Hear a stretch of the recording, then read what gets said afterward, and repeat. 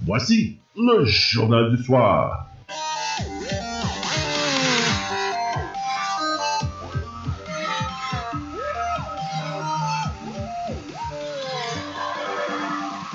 Et voici vos animateurs.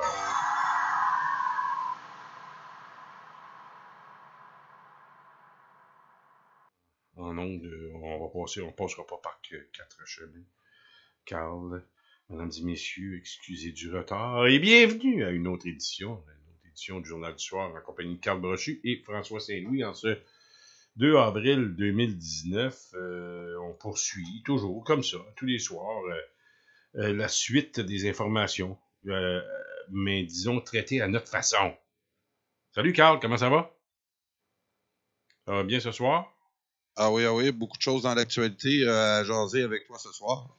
Et peut-être que Étienne Alexandre Beauregard va apparaître en soirée. Je sais pas, j'ai essayé de le rejoindre ce soir et j'ai tombé sur son répondeur. Ce qui fait que on sait jamais. Je sais que Jean-Marc lui a fait signe. Et s'il arrive, ben là, on va l'accueillir à bras ouverts. Donc, ce soir, évidemment... Je voulais te dire, François, oui, je suis rendu un tantocrate.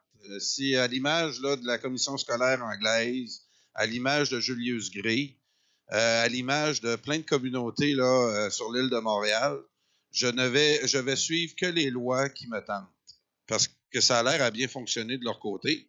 Fait que je me dis qu'au Québec, si on se met à avoir ce système politique-là, écoute, je les trouve c'est très insultant de la part des multiculturalistes canadiens, anglais pour la plupart, de nous juger là, en ce moment avec la loi de M. Legault et de Simon Jolin Barrette, quand eux nous ont imposé de force la Constitution canadienne en 82, puis ça, faudrait la suivre. Donc, moi, en bon tantocrate, je ne suivrai plus la Constitution canadienne parce qu'elle ne me convient pas. C'est quoi cette idée-là maintenant au Canada? De ne jamais suivre les lois. Hein, on l'a vu avec le cas de l'immigration illégale. C'est plus des illégaux, c'est des irréguliers.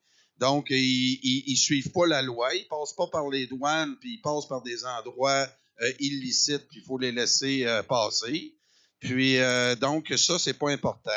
L'autre loi là, qu'on n'est pas obligé de suivre, n'oubliez pas que l'île de Montréal est une grosse tantocratie parce qu'avec la ville sanctuaire, son titre de ville sanctuaire, Montréal, il peut y avoir des illégaux à l'intérieur de la ville, puis la police n'a pas le droit de les arrêter. Donc, on est rendu là dans une période noire, comme tu disais hier, François, où les lois, là, on n'est plus obligé de suivre ça. Ça dépend tout le temps de la communauté. Le désir des communautés l'emporte sur notre système politique. Donc, vive la tantocratie canadienne multiculturaliste extrémiste. Ben, on est rendu quasiment là. Jean-Marc, juste te dire, je pense qu'Étienne Alexandre peut se brancher à l'heure actuelle. Fait que arrange-toi donc pour qu'il s'en vienne nous jaser ça. Il est prêt sur son Skip. Comment est-ce qu'on pourrait dire ça, Skype en français, en direct? Je sais pas comment. C'est une façon. Donc, Jean-Marc est en train de placer tout ça.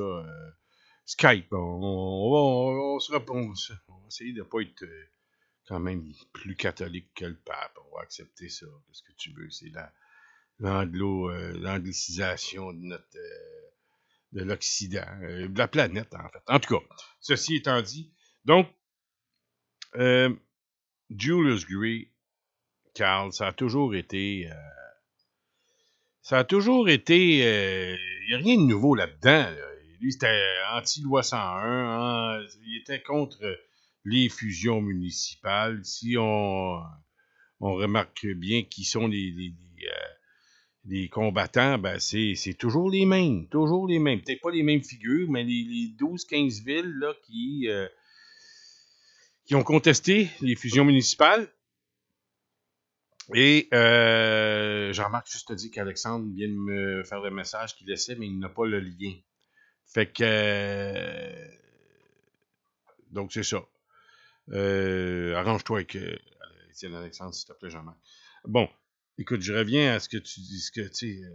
Est-ce que, je pose la question comme ça, Carl, un avocat comme ça, là, qui est inscrit au barreau, s'il affirme en tout cas, s'il il fait la promotion quasiment de défier les lois, est-ce qu'il peut être réprimandé par le barreau? Ou est-ce qu'il peut être suspendu? Parce qu'un avocat est obligé de suivre les lois, me semble. Je sais pas. S'il y avait comme une plainte au barreau, est-ce qu'on a envisagé cette option? Je sais pas. Tu as entendu parler de quelque chose de ça? Et moi puis le droit, là, tu me poses une bonne question. J'ai aucune idée, François. J'induirais nos auditeurs en faute. Là. J'ai aucune idée. Sûrement que oui, ils doivent suivre la loi, mais là, lui, il la remet en question. Il juge qu'elle est anticonstitutionnelle puis qu'elle ne respecte pas la Constitution canadienne et les droits et libertés des citoyens. Donc, c'est ça là, qui remet en question. Puis c'est drôle qu'on nous revienne avec ça, parce que elle nous a été imposée, cette Constitution-là aussi. C'est très contradictoire. Quand je te dis que nos fédéralistes, en ce moment, sont pognés, là, parce que tout ce qu'on a dit dans les années 70-80 sur ce pays-là, et tout ce qu'on a essayé, hein, oublions pas que Pete Trudeau, en 80, nous avait dit qu'un non allait être interprété comme un oui au changement. Et le changement, ça a été 1982, l'imposition de la Constitution canadienne sans le consentement du Québec. Wow, tout un changement. Comment ça qu'on accepte cette logique-là, puis que nous autres, cette logique-là, quand elle s'applique à nous, c'est pas pareil. C'est parce qu'il y a une réponse à ça, c'est que l'histoire, les communications appartiennent aux gagnants. J'ai fini d'écouter mon histoire de Cuba, François. Puis je regarde comment Fidel Castro a pris les ondes de TV Cuba, puis de la radio, pour qu'à toutes les fois qu'il se passait quelque chose, que un de ses militaires était tué, quand Che Guevara a été tué, il a utilisé les ondes à Cuba pour en faire un martyr et de manipuler l'opinion publique vers son message à lui. Donc, c'est ce qu'on vit avec les masses médias au Québec. La plupart pas la plupart, toute la gang sont dirigés par le CRTC et le CRTC a comme mission de préserver l'unité canadienne. Donc, il faut absolument, là, avec le web, réussir à développer une autre information parce qu'on s'en sortira jamais. Tant qu'une majorité de gens va suivre la matrice multiculturaliste du CRTC, on s'en sortira jamais parce qu'on aura beau avoir le meilleur message au monde, tu vas avoir tout le temps quelqu'un pour essayer de le dénaturer puis en faire ce qu'ils veulent. C'est ce que j'ai l'impression qu'on fait de nous, les indépendantistes. Quand on a de bons événements, quand on a une bonne ligne, nos adversaires là, vont nous démoniser, comme Luc Lavoie a fait avec François Legault, en le comparant à Adolf Hitler. Comme Catherine Dorion dit que les animateurs de radio qui remettent en question l'utopie multiculturaliste et l'immigration qui a été vraiment du n'importe quoi depuis le référendum de 95. On en est rendu là, François. Ben écoute, quand tu regardes, Carl, la façon dont... on avait parlé ici à la radio, il faut citer, la réception que ce dépôt de projet de loi aurait dans les médias et dans disons, les minorités. Et déjà, c'était prévisible. Autre chose qui était prévisible, c'était la réaction des congressistes de Québec solidaire. Surtout quand on a vécu le congrès, quand le Parti québécois a essayé de faire un rapprochement. La fameuse convergence. Oui, de la convergence, oui. Ben, quand le PQ a essayé de faire ce rapprochement, eh bien, on a vu sur le plancher du congrès de Québec solidaire une fin de non seulement de non-recevoir, mais c'était une rebuffade. Écoute, c'était un knock-out, là, même pas de technique. Là. Ils ont mis le PQ au plancher en partant, premier round, même pas le temps de discuter, ping, bang, paf, pif, paf, puis ça a été réglé le cas du PQ à ce congrès-là, congrès de la Convergence. Je vous rappelle, peut-être un an avant les élections de 2017. À peu près, hein, n'est-ce pas, Carl? C'est 2017 à peu près? 2017. Oui, c'est juste avant, à peu près un an avant les élections. C'est ça, un an avant les élections, là. Ça a été un knockout de premier, disons, de premier plan, comme on dit. Ça aurait été en boxe le knockout de l'année, si on aurait vu ça en boxe. Là, ça n'a pas été trop long. Mais là, on pensait à l'époque qu'il était peut-être pour avoir une matière à discussion sur le plancher du Congrès. Déjà qu'on s'était aperçu que le PQ avait mis de l'eau dans son vin en ne présentant pas de candidature dans le comté de Gouin lors de la démission de Françoise David d'élection partielle. Donc, Étienne est arrivé. Étienne Alexandre est arrivé. Je ne le vois pas, mais Étienne, est-ce que tu m'entends? Oui, je t'entends. Comment ça va ce soir, mon cher Étienne Alexandre?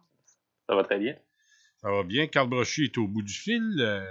Étienne, on parlait de Québec solidaire. Bon, on va parler d'autres sujets aussi, là, mais hier, je disais, je pense que tu entendais un petit peu ce qu'on disait. Oui, je vous écoute depuis une couple de minutes. Ah, OK. Donc, et là, suite à ça, à ce congrès de 2017 de Québec solidaire, ben là, il y a eu le fameux congrès de la fin de semaine passée et on a vu comme une reprise du congrès de 2017. En anglais, on dirait un remake de tout ça. Les tenants, disons, un peu de la laïcité, hein, disons, on peut l'appeler comme ça, de Québec solidaire, je me demande s'ils ont eu la chance de prendre le micro une fois. On n'a pas vu personne. Et comme on voyait hein, aux nouvelles dans le temps, au PQ, quand ça se pognait beaucoup, là, tu voyais les pour, les contre, c'était filmé, ça passait aux nouvelles un peu le soir, mais tu n'as même pas vu ça, ni au congrès de 2017, ni en fin de semaine. Ce qui fait que on est parce devant... qu'ils bloquent les médias de leur congrès. Comment? Ouais. Il est bloqué-tu dans les salles Oui. dans les salles de la plénière? De plénière? Ça dépend des cas, mais quand tu as des débats comme ça, d'habitude, ils le font, puis ils font juste sortir le verdict après. Donc, en plénière, les journalistes, est-ce qu'ils ont assisté à la plénière, tu penses, en fin de semaine? Probablement non, sinon ils seraient sortis avec des citations beaucoup plus juteuses que celles qu'ils ont eues. Ouais. Hier, je disais, Étienne, que les députés n'ont pas pris la parole au congrès de 2017, ni en fin de semaine. C'est vrai qu'il était moins en 2017, il était 3, je pense, 2 ou 3.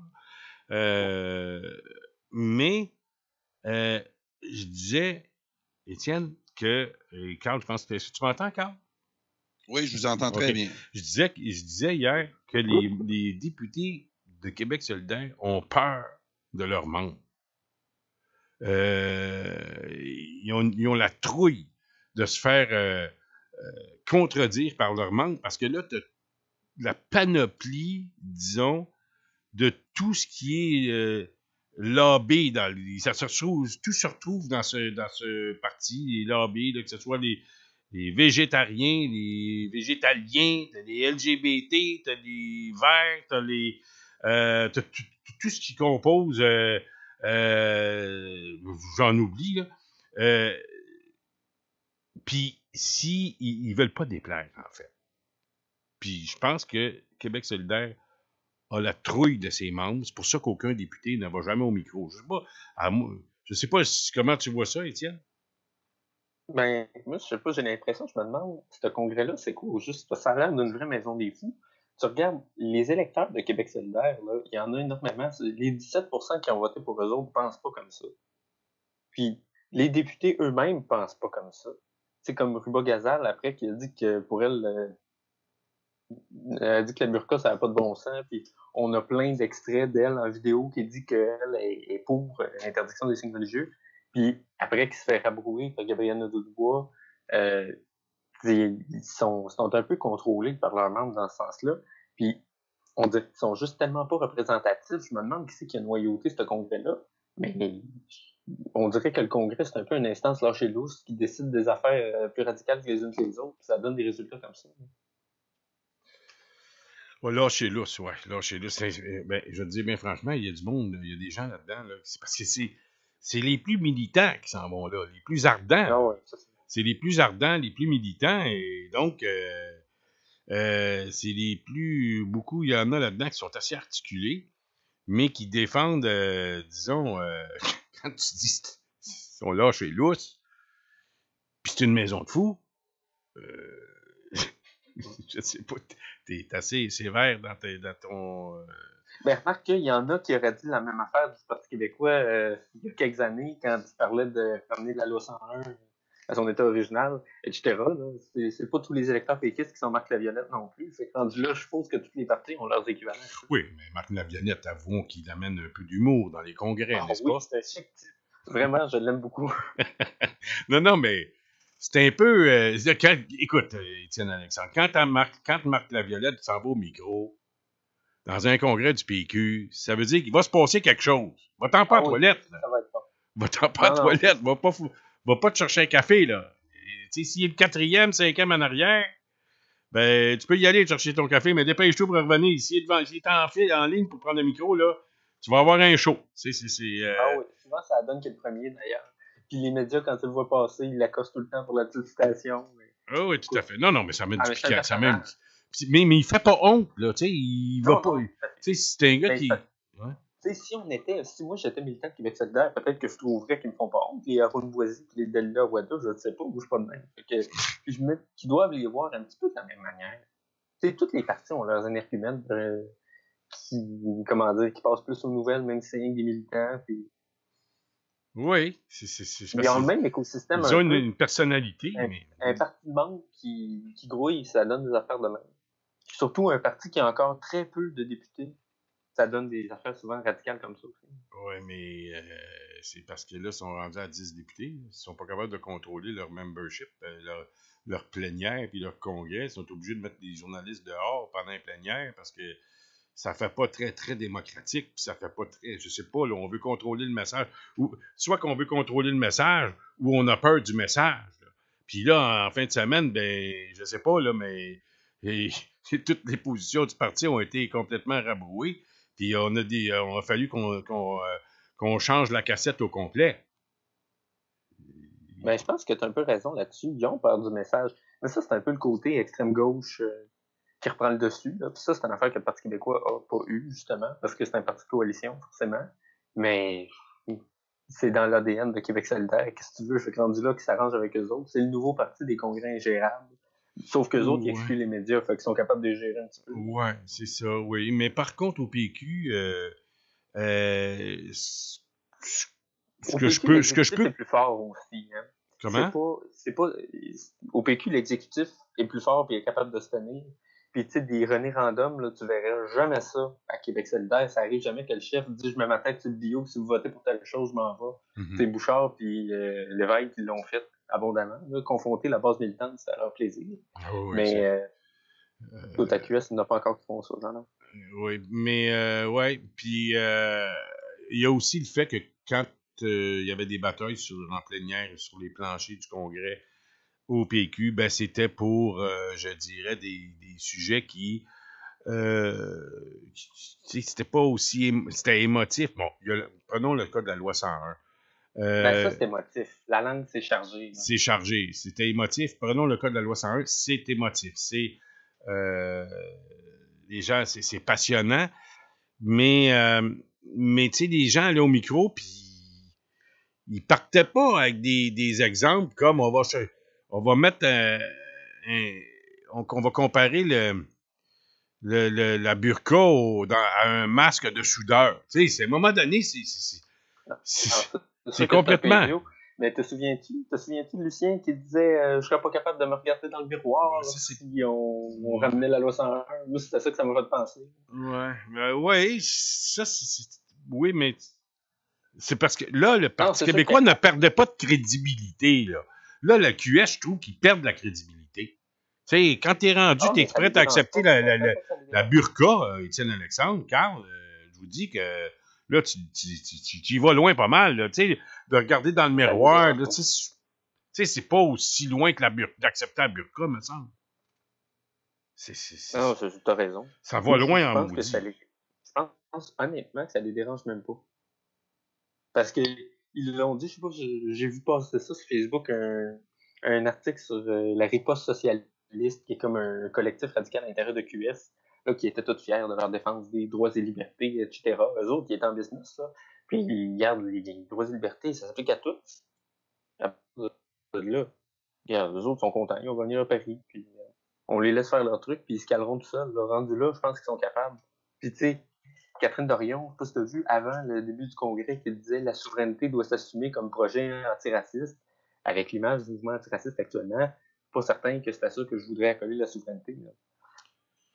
C'est sûr, mais je trouve qu'elle elle est députée et elle a fait probablement le discours, en tout cas, le vendredi soir, je pense, en compagnie de Sol Zanetti. Je sais pas si le discours... Avant le vote, d'ailleurs. Avant le vote? Oui, ça, c'est sorti des nouvelles bien avant le vote. Ça veut dire qu'elle a utilisé son influence de député pour teinter le vote aussi. Ouais, ça, c'est sûr. Oui, avant le vote la veille, ouais. Mais excepté que, je sais pas, on n'a pas vu de discours de Manon Massé et Gabriel Nadeau-Dubois avant ça. Il me semble qu'on a focusé pas mal sur le discours de Catherine Dorion. On dirait que c'était elle la vedette du congrès en fin de semaine. Ouais. Elle était à Québec. Comment? Oui, elle était à Québec, oui, c'est vrai. Mais on dirait qu'elle prend pas mal plus de place que les autres députés. Elle a le tour, en tout cas, avec dans les médias. Il y en a que ça doit énerver, ça. Tu penses? Ah ben, imagine si t'as une poule pas de tête qui court et qui dit n'importe quoi, qui accuse le monde d'être responsable de meurtre, etc. Là. À un moment donné, ça finit gossant. Là. Je peux voir que Vincent Marissal, il endosse ça, qui se dit, c'est de même que je voyais ma venue en politique. Ben, c'est sûr que moi, je connais pas Vincent Marissal au niveau intellectuel. Je suis sûr que c'était un chroniqueur. C'est un gars qui écrivait dans la presse, etc., qui avait des opinions sur, en tout cas, peut-être un peu tout, mais du jour au lendemain de siéger avec Catherine Dorion, j'avoue que ça doit le faire titiller un peu parce qu'elle va en prendre de la place de plus en plus. Là. C'est peut-être même une des prochaines chefs. N'oubliez-le pas, celle-là. Ouais, on gage combien que c'est la prochaine porte-parole féminine? Ah, c'est clair. C'est clair. Ils vont y laisser la place. Écoute, sauf qu'il va peut-être falloir qu'elle améliore un petit peu, qu'elle fasse attention à son niveau de langage. Mais encore là, quand on parle de populiste, elle joue à ça, Catherine Dorion. Je sais pas, là, mais je trouve qu'elle joue au populiste pas mal. Puis, elle est capable d'employer un langage souvent de basse-cour. On s'entend? Ah oui. Elle a fait exprès, en plus. Parce que c'est une femme qui a un vocabulaire très riche, qui a écrit des livres, qui a une maîtrise à Londres, qui a étudié en Russie, en Norvège, etc. Puis qui a joué à la télévision, qui a écrit des livres de poèmes. Écoute, c'est pas une tarte, mais elle fait exprès. Elle fait exprès parce que c'est peut-être payant. C'est peut-être payant. C'est sûr que c'est payant. Donc, c'est payant. Si elle le fait, je peux te dire une chose... pour l'avoir rencontré à plusieurs reprises, j'ai organisé des spectacles souverainistes, moi, avec elle. Et puis, je peux te dire, tu parles d'études à Londres, téléroman, télévision, mais elle écrit beaucoup de slam. Elle est dans le slam beaucoup, puis on sait que elle avait des bons contacts avec David Goudreau, qui a gagné le premier prix mondial du slam. Fait que de jouer avec les mots, ça, elle est très bonne. Faut lui donner, là.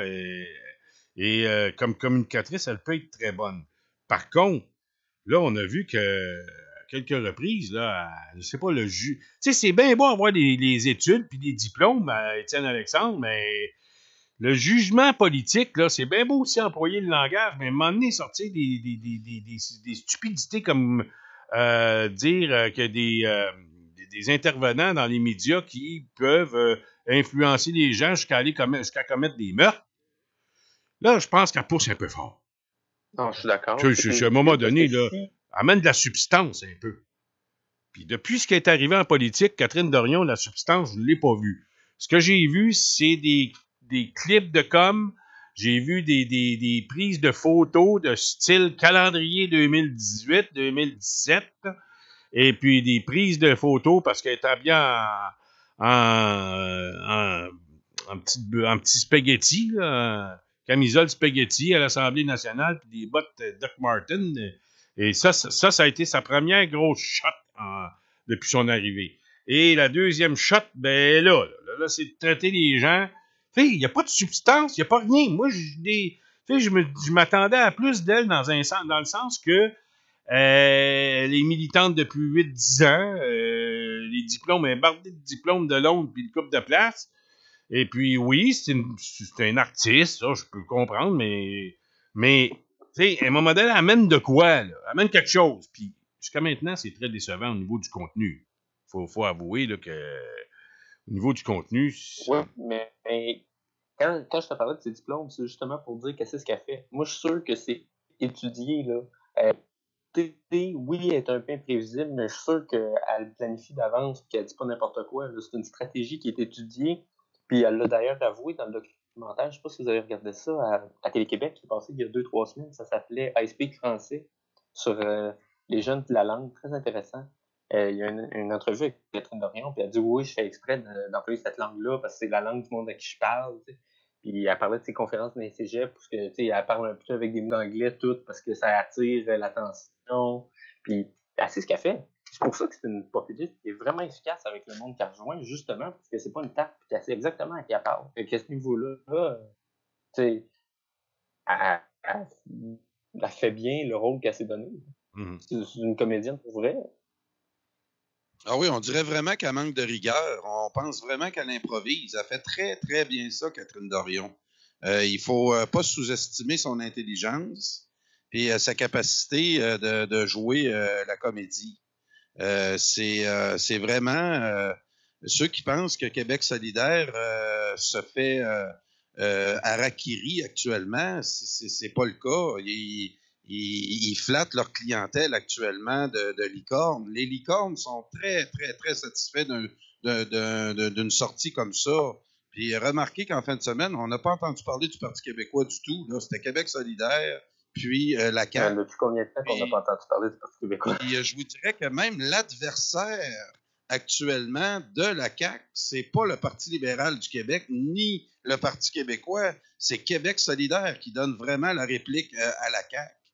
Puis, oui, c'est le Parti libéral, là, j'ai l'impression que c'est Québec solidaire, s'ils continuent comme ça, puis vont déclasser le Parti libéral, parce qu'on va découvrir, là, à travers ces sorties-là, moi, je pense que comme indépendantiste, là, moi, ça fait longtemps que je le sais, puis je pense que vous autres aussi, vous le savez depuis longtemps, ça n'a jamais été un parti indépendantiste, du tout. Puis moi, je suis un de ceux qui dit... on ne peut pas penser à un projet de pays avec un groupe comme ça qui met plein de conditions à l'indépendance, tandis que c'est l'indépendance qui pourront par la suite les amener à leur projet. Ça m'amène. Ils feront bien ce qu'ils voudront. Une fois qu'on va être indépendant, ils seront d'extrême gauche, mais qui arrêtent de polluer notre idéologie d'indépendance. Tu ne peux pas être indépendantiste et faire la promotion de la dépendance, faire la promotion des sandwichs au ballonné pour tout le monde. C'est impossible, ça. Puis, ils font du clientélisme. C'est une chose qu'on voit partout en Occident avec les groupes de gauche. Ils font plaisir là, à des tranches de la population. Puis, une sortie, ils vont faire ça pour l'islam. L'autre sortie, ils vont faire ça pour la laïcité. Les deux sorties vont complètement se contredire. Mais pour monsieur tout le monde qui ne suit pas la politique, puis je travaille là, j'ai recommencé à travailler, ça fait à peu près un mois. Là, je fais des 40 heures semaine sur la construction. Puis oui, parce que je suis un passionné d'actualité, je continue à suivre ça. Mais je me mets dans la peau là, de monsieur tout le monde qui suit très peu la politique. Puis nos jeunes d'ailleurs, nos jeunes qui n'ont aucune référence historique pour la plupart, qui dans ce temps-là, quand tu n'as pas de référence historique, tu y vas selon ce qui est le plus à la mode. Et Catherine Dorion, je m'excuse, mais elle est très à la mode. Dans les cégeps, elle se fait acclamer.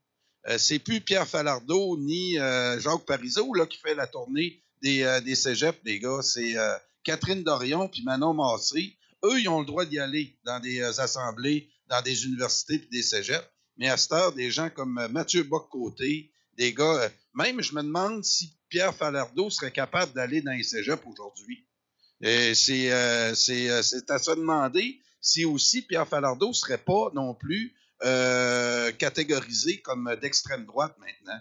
Ils l'ont déjà essayé, ça, mais ça n'a jamais collé à la peau. Mais là, quand c'est rendu que ça colle à la peau d'un gars comme Mathieu Bock-Côté, où il est interdit de participer à certaines rencontres universitaires, moi, là, je commence à penser que la période noire, là, elle a pas été dans les années 40-50, elle est actuelle en ce moment. Puis ça a commencé avec le Parti libéral, ça a commencé aussi, la période de la grande noirceur au Québec a commencé, a continué aussi avec le référendum de 95, où là, après 95, on vit là une guerre ouverte, informationnelle, sur notre projet. La guerre informationnelle, là, elle a été très efficace du côté des fédéralistes. Elle a complètement démantelé notre projet, a complètement pollué l'idéologie de nos jeunes qui vont s'occuper de la relève dans les prochaines années.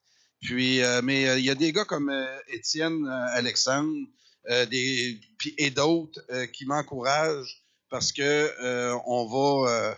c'est pas juste des Québec solidaires. Là. On n'a pas formé juste des licornes dans le système d'éducation. Malgré tout ça, là, je suis certain qu'il y en a une minorité là, qui peut faire la différence éventuellement. Carl, je t'entendais parler de ça. Catherine Dorion puis les cégeps. Moi, actuellement, je vais au cégep d'Antachevaux. Et dans le comté de Catherine Dorion pile, quand c'était le temps de la campagne, j'étais au cégep durant la session où il y a eu la campagne, elle était aux sorties de porte, elle tractait bien gros. Puis t'avais du monde de Québec solidaire les matins qui venait nous achaler avec des tracts. C'était sûr que c'était là qu'ils espéraient scorer. Là. Puis en grande majorité, ils ont scoré. Tu vas dans une classe en sciences humaines, puis tu vois tout le monde de son petit macaron de Québec solidaire. Là. Son petit macaron avec Manon, puis la moustache marquée la vraie face de la politique, une affaire de même. Là. Ça, tout le monde là. Non, mais ils sortent. Puis ils ont trouvé leur clientèle, ils ont trouvé leur public. Puis, rendu là, chapeau à eux pour leur campagne. Hey, Étienne, je vais te poser une question. Le temps que tu es là. Quand il y a eu l'élection 1er octobre dernier, y avait-tu des boîtes de scrutin dans ton cégep? Parce que Drainville disait qu'il avait implanté le vote dans les collèges, dans les cégeps universitaires. Ben oui, c'est sûr, les gars. Est-ce qu'il y en avait, Alexandre, des boîtes de scrutin? Oui, il y en avait une. Ben, dans le fond, c'était comme quand tu rentrais, tu avais la place où il y avait la madame scrutatrice, puis tu avais tous les étudiants du cégep. Pouvaient aller voter. Là, ceux qui étaient sur la liste électorale, finalement. Oh, exactement. Ben oui, les gars, puis prenez juste là, les comtés hors Montréal qui ont été du côté de Québec solidaire. C'est tous des comtés où il y a des cégeps ou des universités. Donc, il y a eu un pactage là puis c'est sûr que la clientèle à Dorion, là, c'est les discours qu'elle a fait dans les derniers jours, là, c'est direct dans la clientèle, là. Ça l'a satisfait énormément cette clientèle. Écoute, Carl, dans ton intervention de tantôt, tu as dit 2-3 choses intéressantes. Tu as parlé premièrement de l'opposition. J'aimerais y revenir sur l'opposition, la vraie opposition à Québec, la présence du Parti libéral, du Parti québécois et de Québec solidaire dans l'opposition. Mais tu as parlé aussi d'hommes ou de femmes, là, en tout cas de Catherine Dorion, en l'occurrence, là, de comédienne. Et tu en parlais à Étienne Alexandre tantôt. Mais entre vous et moi, là, messieurs, elle est pas mal meilleure comédienne que l'autre là-bas à Ottawa, l'autre comédien, l'homme de théâtre, Trudeau, qui, lui, est à peu près la même formation. Là, ben, bon, je m'excuse. Catherine Dorion a beaucoup plus de formation. Oui, il y a beaucoup plus de formation, mais ils ont quand même les deux une formation en théâtre, je pense. Et entre les deux, là, elle va vous dire une affaire, Catherine Dorion est pas mal meilleure comédienne que l'autre. L'autre, il fait pic-pic pas mal. Mais, vous allez me dire, il contrôle peut-être mal la langue française, mais malgré ça, il a un contrôle assez pour être qui devrait être pas pire, mais il est pas bon. Mais il est beau. Fait que ça a l'avantage chez certaines personnes, mais ceci étant dit, je pense qu'il est pas mal meilleur. Bon, c'était mon petit commentaire. Dans l'opposition. Tu t'enchérir sur la question de la vraie opposition? Oui, dans l'opposition. Dans l'opposition, Étienne Alexandre, Carl, la vraie opposition, là. Puis là, Carl, tu parlais du Parti libéral. Et ça, j'aimerais qu'on puisse peut-être approfondir cet aspect dans les prochaines semaines, puis peut-être dans les prochains mois. Est-ce que... Parce que là, tu parlais, Carl, du degré de souverainisme de Québec solidaire. Est-ce qu'ils vont tasser ça, mettre ça de côté pour parler beaucoup d'environnement, presque exclusivement d'environnement? On voit que là, les manifestations des jeunes ont commencé là, dans les rues. Là. Il y en a une autre aujourd'hui, là. Couple de centaines. Là. Puis là, Nadeau-Dubois a pris... Là, il y a un calendrier, 2020, le 1er octobre 2020. Puis là, il disait, on était 50 quand on a commencé. Cette semaine, on est 500. C'est Catherine Dorion, Dubois disait ça. Puis là, imaginez-vous combien ça va être en 2020. Ils vont essayer de recréer, d'après moi, un automne verte. Une automne... Puis là, ben, ils vont amener ça, là. Ils vont monter, disons, la mayonnaise, Québec solidaire. Ils sont capables de faire ça. Est-ce qu'ils peuvent déloger, en quelque part, ou gratter des comtés libéraux? Là, on a pris, chez Québec solidaire, les comtés chez les péquistes à Montréal. En l'occurrence, on connaît les comtés, là, Gouin, Mercier, Hochelaga, Maisonneuve, tout ce qui était péquiste. Mais là, ils ont grugé. Là, Laurier-Dorion. Ils ont fini 700-800 votes en arrière, là, un petit peu plus haut dans Annecy, comté libéral. Donc, il y a 2 comtés libéraux. Saint-Henri, là, dans le bout de la Saint-Henri, là, ils vont être forts dans ce coin-là. Est-ce que ça peut faire peur aux libéraux? Et ma question est, est-ce que dans les officines là, libérales, là, vous savez, là, pas au quartier général des libéraux, là, le samedi soir, les dimanches après-midi, quand vous allez vous promener dans le côté là, de Westmont en haut, où il y a des châteaux, c'est là que ça se passe. Là. OK? Puis là, il y a des Mercedes, des Jaguars, des Alfa Romeo, toutes sortes de voitures à 100 000, 200, 250 000 piastres, des Jaguars, des Ferrari, tout ça, là, il y a tout ça là-dedans. Là. Allez vous promener là un dimanche après-midi, là, t'es complètement dans un autre monde. T'es plus au Québec, t'es comme, tu sais, les places là, à Los Angeles, là, des maisons de 4, 14, 15, 18, 20, 25, 30 millions, là, avec à peu près 7, 8 étages, là, dans des étages creusés dans le Mont-Royal, il y a ça. Là. C'est là que ça se passe. Est-ce qu'eux, les grands stratèges libéraux, vont se dire pour bloquer les nationalistes, les péquistes, c'est déjà pas mal, mais là, ils ont trouvé une autre niche, là, la CAQ. Est-ce qu'ils vont lancer leurs œufs? Est-ce que c'est la défaite des libéraux à 29-30 députés cette année, là, est-ce que ça va leur faire poser des questions à ces intellectuels libéraux qui vont se dire on est peut-être mieux de s'en aller à Québec solidaire et ils ratissent large en maudit, ou parce que là, on voit que la position des 2 partis, libéral et Québec solidaire, sont la même au niveau de la loi là, sur la laïcité. Étienne, j'aimerais t'entendre là-dessus. Je sais que tu es jeune, mais maudit que tu as du jugement là-dedans. Est-ce que tu penses qu'à moyen, long terme, pas à court terme, là, mais à moyen et long terme, Québec solidaire peut faire mal aux libéraux? Oui. La réponse courte, oui. Puis moi, comme ce que Carl disait tantôt, j'ai déjà pris des paris avec mes amis quand de 5 à 10 ans, Québec solidaire font la même chose qu'ils ont fait avec la laïcité, c'est-à-dire un congrès spécial pour le désavouer. Ça ne devra pas être très, très long. À un moment donné, qu'ils vont réaliser qu'ils ont plafonné chez les souverainistes, puis que la souveraineté leur est plus utile pour faire avancer leur projet. J'ai pas de mal à croire qu'ils vont sacrer ça là, parce que ça peut les bloquer, alors que dans les comtés libéraux, comme Darcy McGee, comme Mont-Royal-Outremont, ils ont fini deuxième de loin, mais quand même, c'est là qu'ils ont de l'attraction. La CAQ n'a pas fini deuxième là parce qu'ils sont nationalistes, le PQ n'a pas fini deuxième là parce qu'il existe juste pour la souveraineté. Fait que ceux qui sont capables de mener la lutte aux libéraux là, c'est Québec solidaire, parce qu'ils partagent en quelque part la même idéologie sur beaucoup, beaucoup de points. Mais actuellement, je suis quand même d'accord avec Carl que dans les médias, c'est Québec solidaire qui a l'air de la vraie opposition. Le Parti libéral est absent, mais c'est à cause qu'il n'y a pas de chef. Franchement, je pense que du moment qu'il va y avoir un chef... Oui, mais Étienne, qu'est-ce que tu vois comme chef? Tu regardes les sondages, puis les libéraux sont encore par-dessus. Et concernant le chef, là, il va falloir qu'ils se décident. Parce qu'ils ont 2 choix, tant qu'à moi, les libéraux. soit ils se décident, on va retourner à droite où on était avant. On va faire confiance à nos Carlos Letao, peut-être à nos André Fortin, sait-on jamais, à nos Sébastien Proulx, qui nous disent qu'on serait mieux de redevenir le parti de l'économie puis de manger ça à CAQ.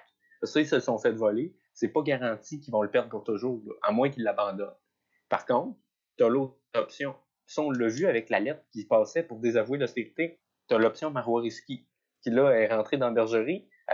Dis-moi, la gratuité scolaire, je veux ça. La lutte aux paradis fiscaux, c'était comme dans leur espèce d'élan de gauche là, qu'ils ont eu avant la campagne électorale. Mais ils peuvent succomber à ça. Ils peuvent décider maintenant le Parti libéral va être la CAQ de gauche. On va avoir des fédéralistes, des souverainistes, tant qu'ils sont moyennement libéraux, anti-identité, puis un petit peu plus de gauche que la CAQ, on va les avoir. Puis ça pourrait tellement fonctionner. Les électeurs de QS, c'est pas tous qui aiment ça voter pour des radicaux comme la Dorion. Du moment qu'ils vont avoir une option qui leur donne sensiblement la même chose, mais dans un parti institutionnalisé comme le Parti libéral, qui a de l'argent, qui a des comtés sûrs, qui est capable de gagner une élection, s'ils sont capables de se réinventer comme ça, c'est sûr qu'ils vont torcher. Puis, franchement, le Parti libéral, là, je l'ai déjà écrit un article là-dessus, d'ailleurs, c'est un caméléon politique. Ils sont capables de devenir n'importe quoi du moment qu'ils ont l'opposition en face, parce que leur but, c'est de prendre le pouvoir. Fait que du moment qu'ils ont ça, pourquoi est-ce qu'ils le feraient pas? Moi, je trouve que s'ils essayaient de se rapprocher de la CAQ, s'ils essayaient de se rapprocher des francophones, peut-être que ça leur donnerait un petit boost chez les fédéralistes, mais actuellement, la CAQ les surclasse dans pas mal tous les aspects au niveau de l'économie, au niveau du nationalisme. Fait que de jouer sur ce terrain-là, Yann Robert Bourassa l'a vu quand le Parti égalité s'est créé à cause qu'il a maintenu la clause dérogatoire. Ça n'a jamais aidé les libéraux. Puis la loi 62 que le Parti libéral a faite avec Couillard, c'est les minorités qui sont retournées contre eux autres. Ils n'ont rien gagné à jouer dans ce film-là. Puis si j'étais un libéral, là, je me retournerais de bord, puis je fais exactement l'inverse de la CAQ pour ramener plus d'opposition à CAQ de mon côté. Parce qu'ils ont quand même l'avantage d'être un parti institutionnel. Puis ça, il ne faut pas négliger ça. Il y a ça, mais là, je suis en train de vérifier pendant que tu parles, Étienne, Alexandre et aussi Carl. On en avait déjà parlé, Carl. Dans le comté de Saint-Henri-Saint-Anne, ça a fini. Québec solidaire a fini deuxième. Les libéraux ont eu 38%, puis Québec solidaire 23%.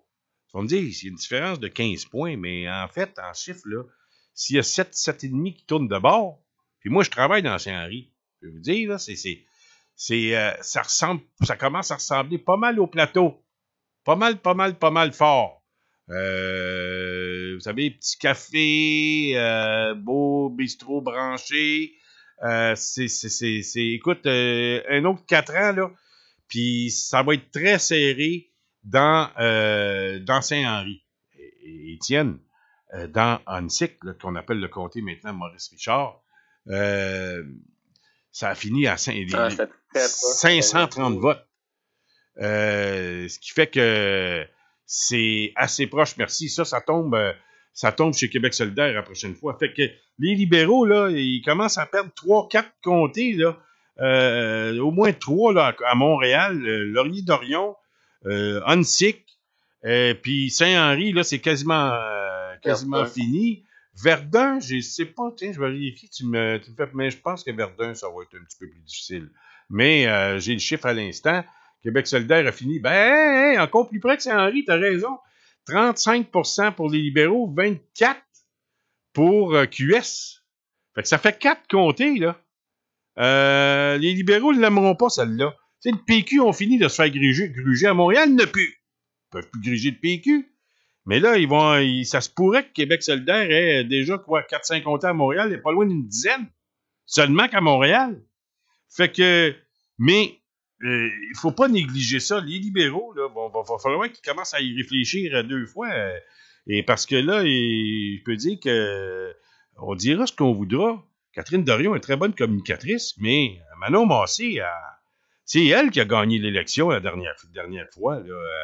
Quand tu dis Carl, puis au cégep, puis Manon Massé va là, ça va courir les cégeps des universités si Manon va là, n'est-ce pas?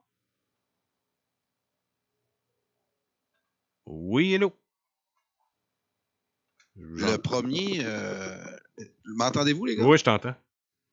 Le premier commentaire qu'elle m'a dit qu'elle ait voté Québec solidaire, c'est qu'elle a trouvé Manon Massé calme, puis posé. Qui ça? Puis Mabru a voté Québec solidaire. Puis moi, je l'agace depuis ce temps-là. Puis j'y ai demandé au lendemain des élections pourquoi qu'elle a voté Québec solidaire.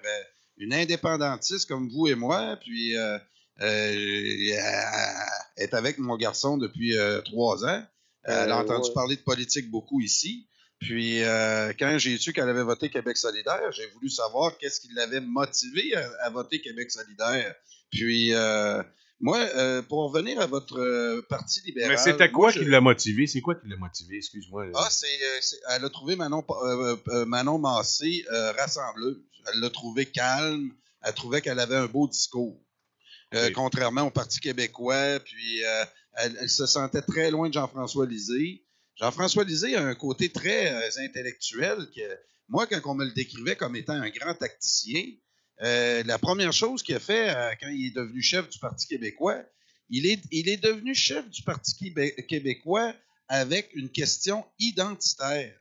Il a clenché Alexandre Cloutier juste par une phrase assassine que Charkaoui allait voter pour lui. Puis c'est ce qui l'a mis au chef. Puis aussitôt qu'il est devenu chef, il a abandonné l'identitaire, puis il s'est mis à courtiser Québec solidaire. C'était là sa perte. Parce qu'il y a beaucoup d'indépendantistes comme moi qui n'acceptent pas cette vision-là de Québec solidaire. Mais pour l'autre chose aussi qu'on parlait tantôt, Étienne, aussi, c'est l'idée que Québec solidaire risque de mettre encore plus de côté l'idée d'indépendance. Puis ils l'ont déjà leur mise en scène. Sans s'opposer à l'indépendance, parce qu'ils vont toujours essayer de te dire qu'ils sont indépendantistes. Là, ils vont nous dire, puis c'est gros, là, c'est vraiment facile à voir, ils vont nous dire que la question environnementale est beaucoup plus urgente que la question nationale. Et comme ça, va justifier, on va régler l'environnement, et puis ça, l'environnement, là, on peut la sauver pendant les 100 prochaines années. Donc, l'idée nationaliste, l'idée de créer un pays, Québec solidaire va toujours avoir une bonne raison à donner à sa clientèle pour pas faire l'indépendance. Ils ont déjà... Falardeau nous l'avait expliqué, ça. Puis là, ils vont le faire avec l'environnement. Puis ceux qui ont rentré dans cette propagande-là aussi, c'est le Bloc québécois, puis le Parti québécois aussi, qui essaie là, de se montrer plus vert que vert.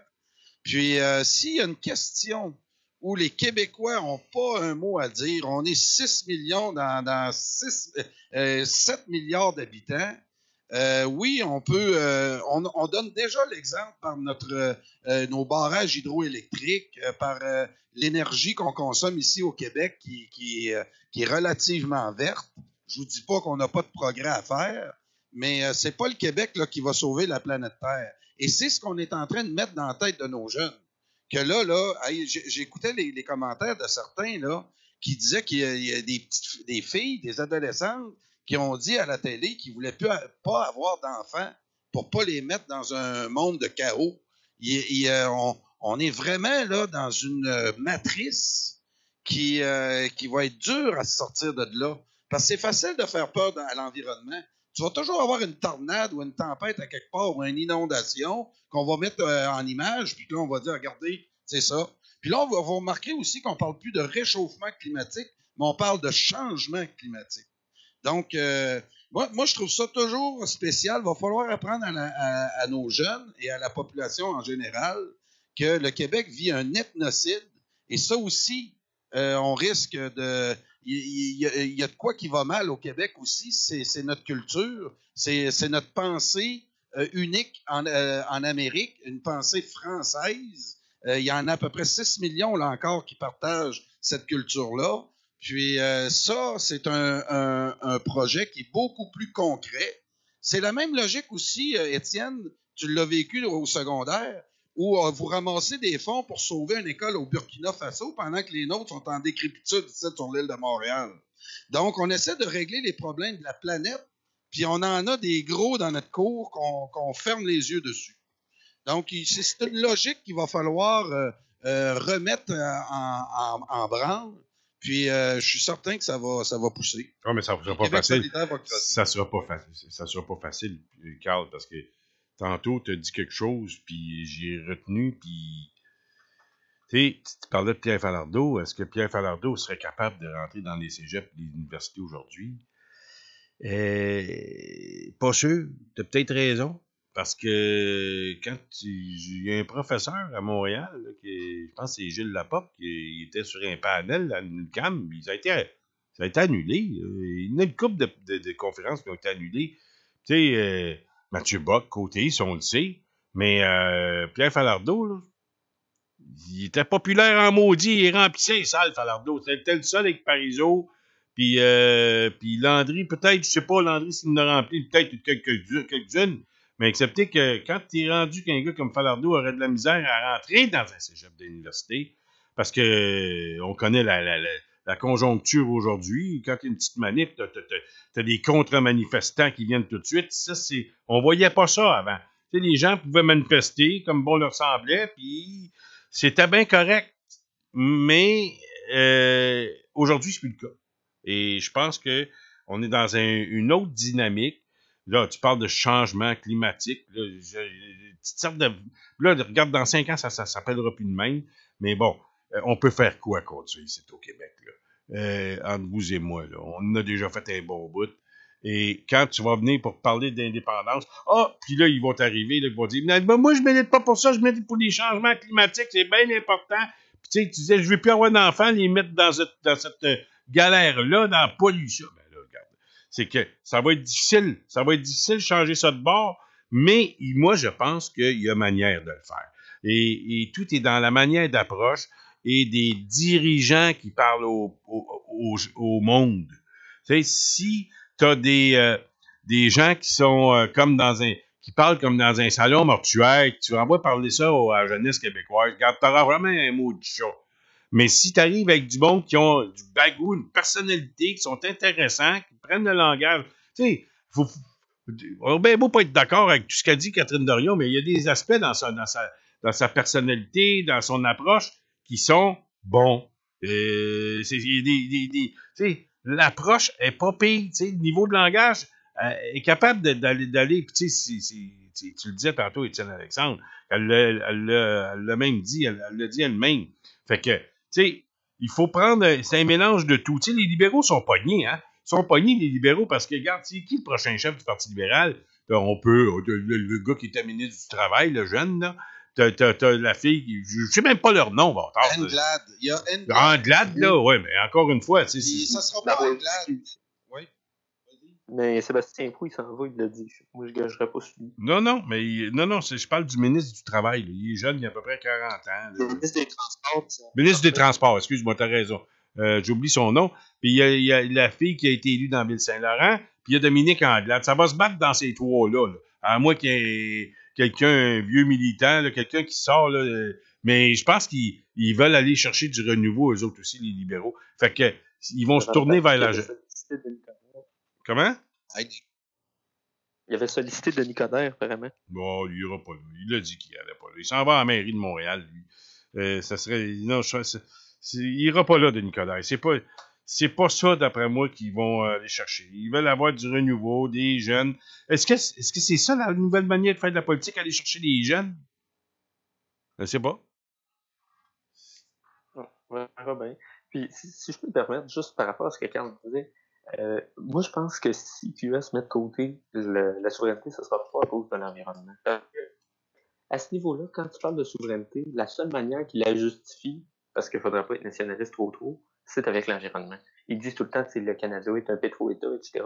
Ça aussi, c'est la ligne du Parti québécois, du Bloc québécois, tu le disais. Puis je pense que, justement, s'ils veulent divorcer avec le mouvement souverainiste, ça ne sera pas pour des raisons d'environnement. Même si je suis quand même d'accord avec vous qu'à un moment donné, c'est pas la seule chose qui est importante en politique. Même si tu peux y faire une place comme un enjeu important, parce que manifestement, ça interpelle des gens. Puis à un moment donné, il faut s'adapter à son électorat. Puis s'il y a un enjeu qui mobilise, ben tu y vas selon la volonté populaire. Cependant, est-ce que c'est le seul enjeu dont on doit parler pour les 100 prochaines années? Je pense que non. Tout débat qui a du bon sens a plusieurs enjeux. Puis si ça peut être un plus avec la santé, l'éducation, puis etc., c'est pas plus mal. Ça faire un peu.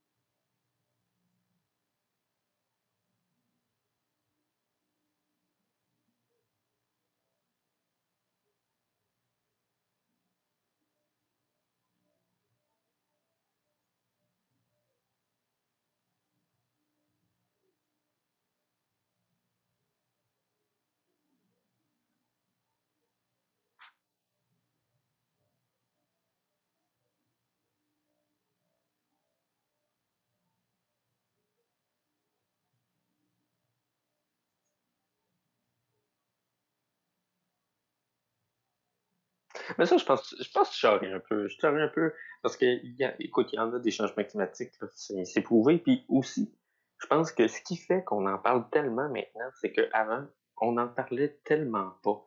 Les militants environnementalistes, là, passaient leur temps justement à se plaindre qu'on parlait jamais d'environnement, puis d'une part, c'est quand même justifié.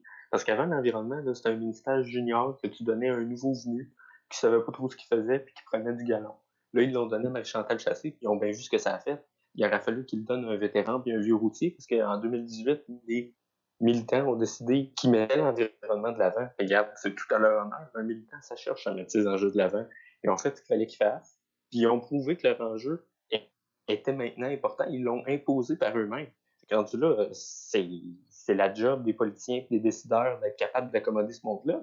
Parce que c'est vrai que c'est un mouvement qui a une traction. Puis regarde, tu peux pas ignorer ça.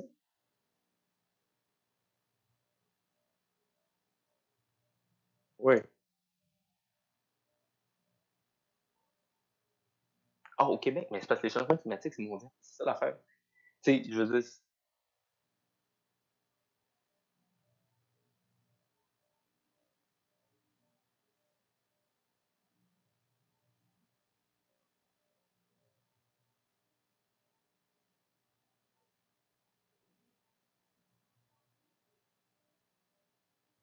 t'as énormément de puits de pétrole en Pennsylvanie, là, dans les États, t'as ça. Ouais, mais toutes les usines. Puis c'est sûr que rendu là, les pays du tiers-monde vont en faire beaucoup plus parce que maintenant, toutes les productions sont délocalisées. C'est où tu penses que ça produit des gaz à effet de serre? C'est là. Mais dans les pays développés, il y en a aussi. Ah, les transports, c'est sûr. Dans les pays développés, c'est sûr que les transports, là, c'est un gros morceau. Mais c'est sûr que dans les pays, mettons l'Inde, la Chine, c'est eux autres qui produisent pratiquement tout ce qu'on consomme. Fait qu'eux autres, ils en ont surtout pour ça. Puis, on peut bien dire que c'est pas de notre faute, mais c'est eux autres qui nous alimentent. Et quand tu là, tu sais, c'est un peu indirect. Hum,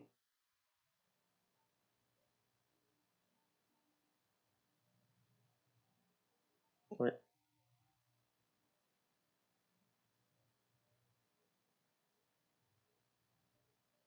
Ben, c'est l'un qui cause l'autre, c'est l'un qui cause l'autre, hein. Parce que c'est justement, à cause que la température moyenne va augmenter, les deux, c'est le même phénomène.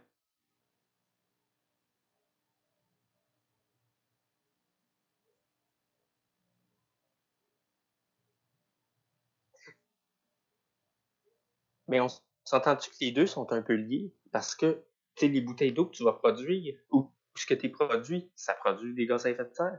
Fait que c'est tout un peu lié. Puis c'est ça un peu le revers de la société de consommation qu'on voit en ce moment. C'est tout lié. Parce que justement, c'est le mode de consommation qui cause ça.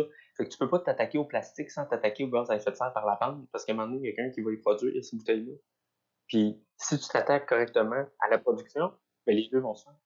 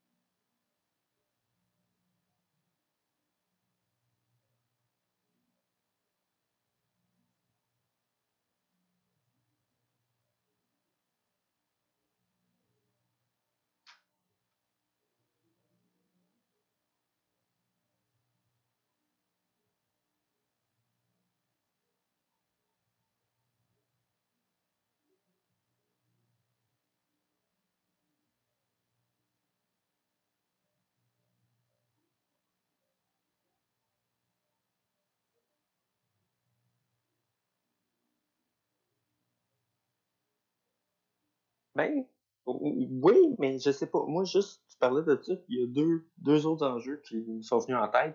Premièrement, si on reste à la consommation, l'obsolescence programmée. Les compagnies qui nous vendent des téléphones qui sont faits pour péter après 2 ans, qu'on en rachète un autre. Ça, c'est du gaspillage à grande échelle. Ça, si on peut pas agir contre ça, c'est sûr qu'on se met dans le trou, là, sévèrement, surtout du point de vue climatique. Parce que mon iPhone que j'ai acheté il y a un an, pourquoi est-ce qu'il faudrait qu'il pète dans un an? Parce que Apple a décidé qu'il fallait qu'il pète dans un an. C'est sûr que si ces compagnies-là prenaient leurs responsabilités, ben, on en sauverait un méchant bout là, du métal. Mais sur l'enjeu du Québec, je me permettrais d'ajouter que la question des transports, ça devrait pas être si compliqué. Car on en parlait tantôt, on a des barrages, de l'électricité, on a François Legault s'évertue à essayer de vendre des surplus à l'Ontario puis il réussit pas. Imagines-tu si on était capable d'électrifier nos autobus, le métro, etc.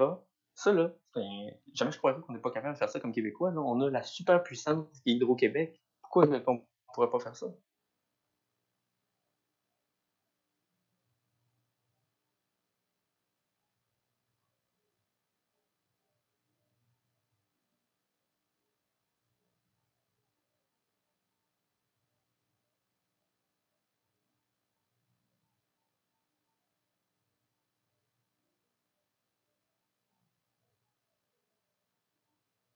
Ah oui, la première ampoule qui s'éteint jamais.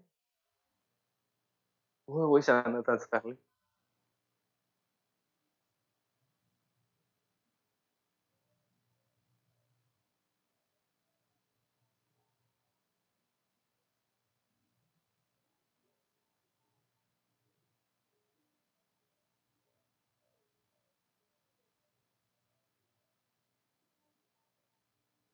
Oh oui, c'est vrai, c'est le premier exemple d'obsolescence programmée, t'as raison.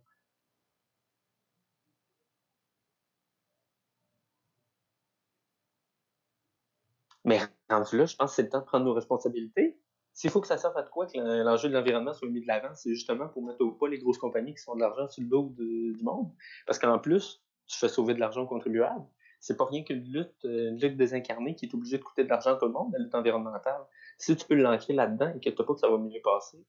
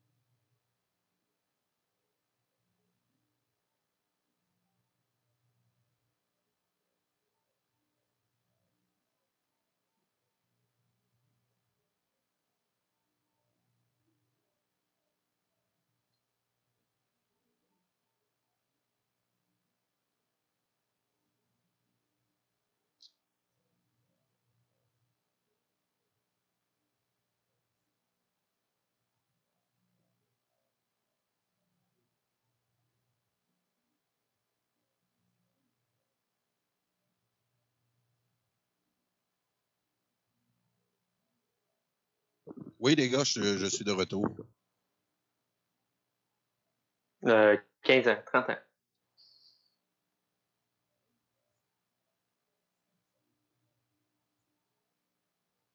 Eh ben, 48 ans.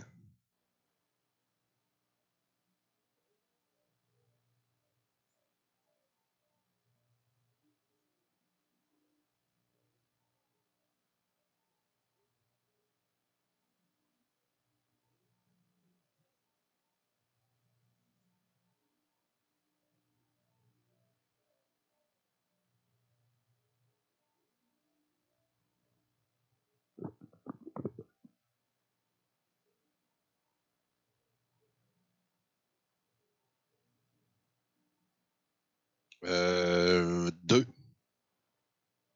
Oui, puis j'en ai sauvé une. Ma dernière, je pensais qu'elle était finie.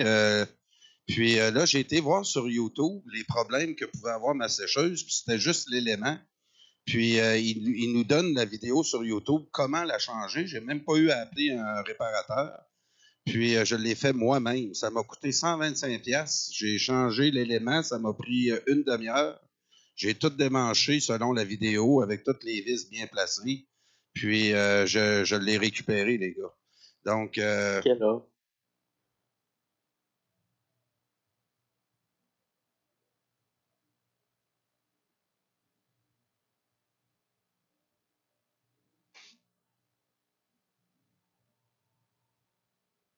Nos bouteilles d'eau.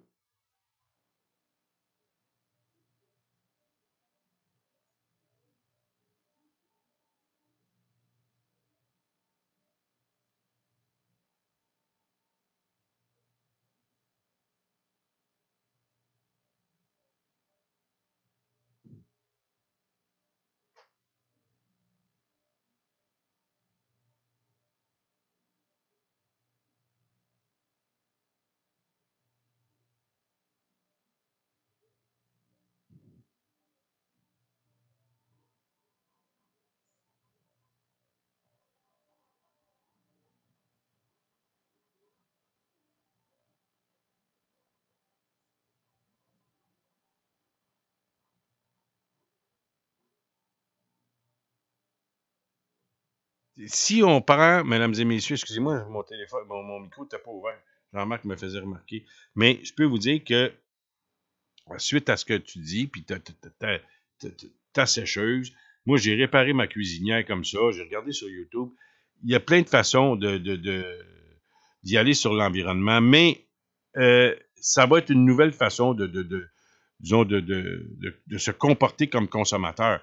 Mais pour revenir à ce qu'on disait tantôt, l'opposition à Québec, parlant de Québec solidaire, elle s'est vraiment débarquée là, depuis quelque temps. Non pas par ses propositions ou ses interventions extraordinaires à l'Assemblée nationale, c'est des coups médiatiques qu'ils font. Puis Catherine Dorion en tête jusqu'à maintenant. parce que c'est pas, comment il s'appelle, le Maréchal, et puis d'autres députés de Québec solidaire qui sont très flamboyants. Il y en a 2, 3. Il y a Gabriel Nadeau-Dubois, Manon Massé et Catherine Dorion. Ça, c'est les plus flamboyants. Puis un peu, là, le gars de Québec, comment il s'appelle, Sol Zanetti. Fait que c'est évident, les libéraux, ils ont un maudit problème de communication. Le PQ, j'ai entendu quelqu'un la semaine dernière qui aimait bien Pascal Bérubé. Mais c'est le seul qui ressort, là, puis qui a l'air sympathique. Le reste, ça vaut pas cher la tonne, Étienne. Non, c'est sûr, mais ça, c'est le problème quand tu t'es compté sûr, tu mets pas ton meilleur monde dedans. Ça arrive. Les libéraux ont fait la même chose. Là. Ceux qui étaient élus dans Westmount, c'était pas leur grande vedette, justement, pour essayer de gagner des comtés moins faciles. Ça fait que Pierre Moreau a perdu. Le 3/4 du cabinet des ministres, Couillard a perdu. C'est la vie. Mais par contre, là-dessus, sur ce que tu disais sur les questions parlementaires de Québec solidaire, je vais voir une période de questions en personne à l'Assemblée nationale une fois. Ce qui m'a frappé, c'est à quel point que QS, ils savent vraiment quelles questions qu'ils posent. Puis, il y a eu juste 2 questions à cette période-là, mais maudits qui ont été efficaces. Parti québécois, leurs questions, ils les ont passées sur l'étiquetage des OGM, sur des trucs en agriculture qui sortent jamais des bulletins de nouvelles puis qui rapporteront pas un vote. Par contre, QS, qu'est-ce qu'ils ont fait? Ils ont parti avec Catherine Dorion sur une taxe Netflix, qui est un enjeu très médiatisé. Après ça, ils ont continué avec Sol Zanetti sur le pot. Puis ça, on sait, ça pogne au cégep, puis ils en parlent tout le temps des médias et des affaires sur le cannabis. Fait qu'ils savent comment passer un message, puis manifestement, les autres partis n'ont pas suivi. Fait que rendu là, c'est pas surprenant qu'ils ressortent du lot. T'sais. Les autres sont en retard de 15 ans en matière de communication. Ils sont comme chloroformés. Un petit peu, oui. Ils dorment dans le chloroforme, je vous dis. Hey, les gars, hein, des communistes de gauche là, sont très bien organisés. Ils ont des séminaires, ils leur montrent comment occuper une salle, comment les jeunes de Québec solidaire ont des formations à toutes les fins de semaine. DMS nous a montré aussi comment ils se financent à travers les associations étudiantes. Les 5 piastres qu'ils donnent, là, que tu es obligé de donner comme étudiant, entre autres à Concordia, 5 piastres fois 40 000 étudiants, ça fait 200 000 piastres, les gars. Avec 200 000 piastres, on peut faire beaucoup de choses, on peut faire beaucoup d'actions politiques. Et ils ont su bien noyauter toutes les organisations. Tu n'as pas besoin d'avoir tout un conseil d'administration qui est pour toi pour au moins livrer l'information. Et on sait que dans les universités puis dans les cégeps, c'est contrôlé beaucoup par ces groupes-là. On les voit dans les manifestations aussi avec leur drapeau communiste. Puis il y a une dérive actuellement au niveau des universités et des cégeps où on ne peut même plus débattre de sujets comme on les connaît les sujets là. J'ai pas besoin de les répéter. Puis Québec solidaire a su faire sa niche. Puis ils vont être durs moi aussi, je suis d'accord avec toi, François. Ils vont être durs à tasser de là. Puis ça va prendre vraiment... les professeurs aussi me déçoivent énormément. Moi, j'ai un prof que j'étais ami Facebook l'année passée qui a pris sa retraite. Puis son fait marquant, c'est d'avoir organisé le sauvetage d'une école en Afrique. Puis je le connais bien, ce professeur-là, puis je trouvais qu'il y avait bien d'autres qualités que ça. Mais lui, dans sa carrière, il a retenu ça comme point culminant de sa carrière. Puis c'est drôle de voir comment aujourd'hui on est rendu mondialiste. Comment aussi on est la musique anglaise me semble être de plus en plus être l'unique musique là écoutable par plusieurs. Ça, c'est pas juste un problème de génération, la mienne aussi le vit. Dans ce mondialisme-là, il y a aussi qu'il faut parler anglais absolument, puis notre salut est dans le bilinguisme. Tous nos grands qui ont passé avant nous autres au Québec, les grands, ceux qui ont vraiment influencé puis qui avaient une logique qui a impressionné les Québécois. Tout le monde s'accorde à dire qu'une fois qu'on est bilingue,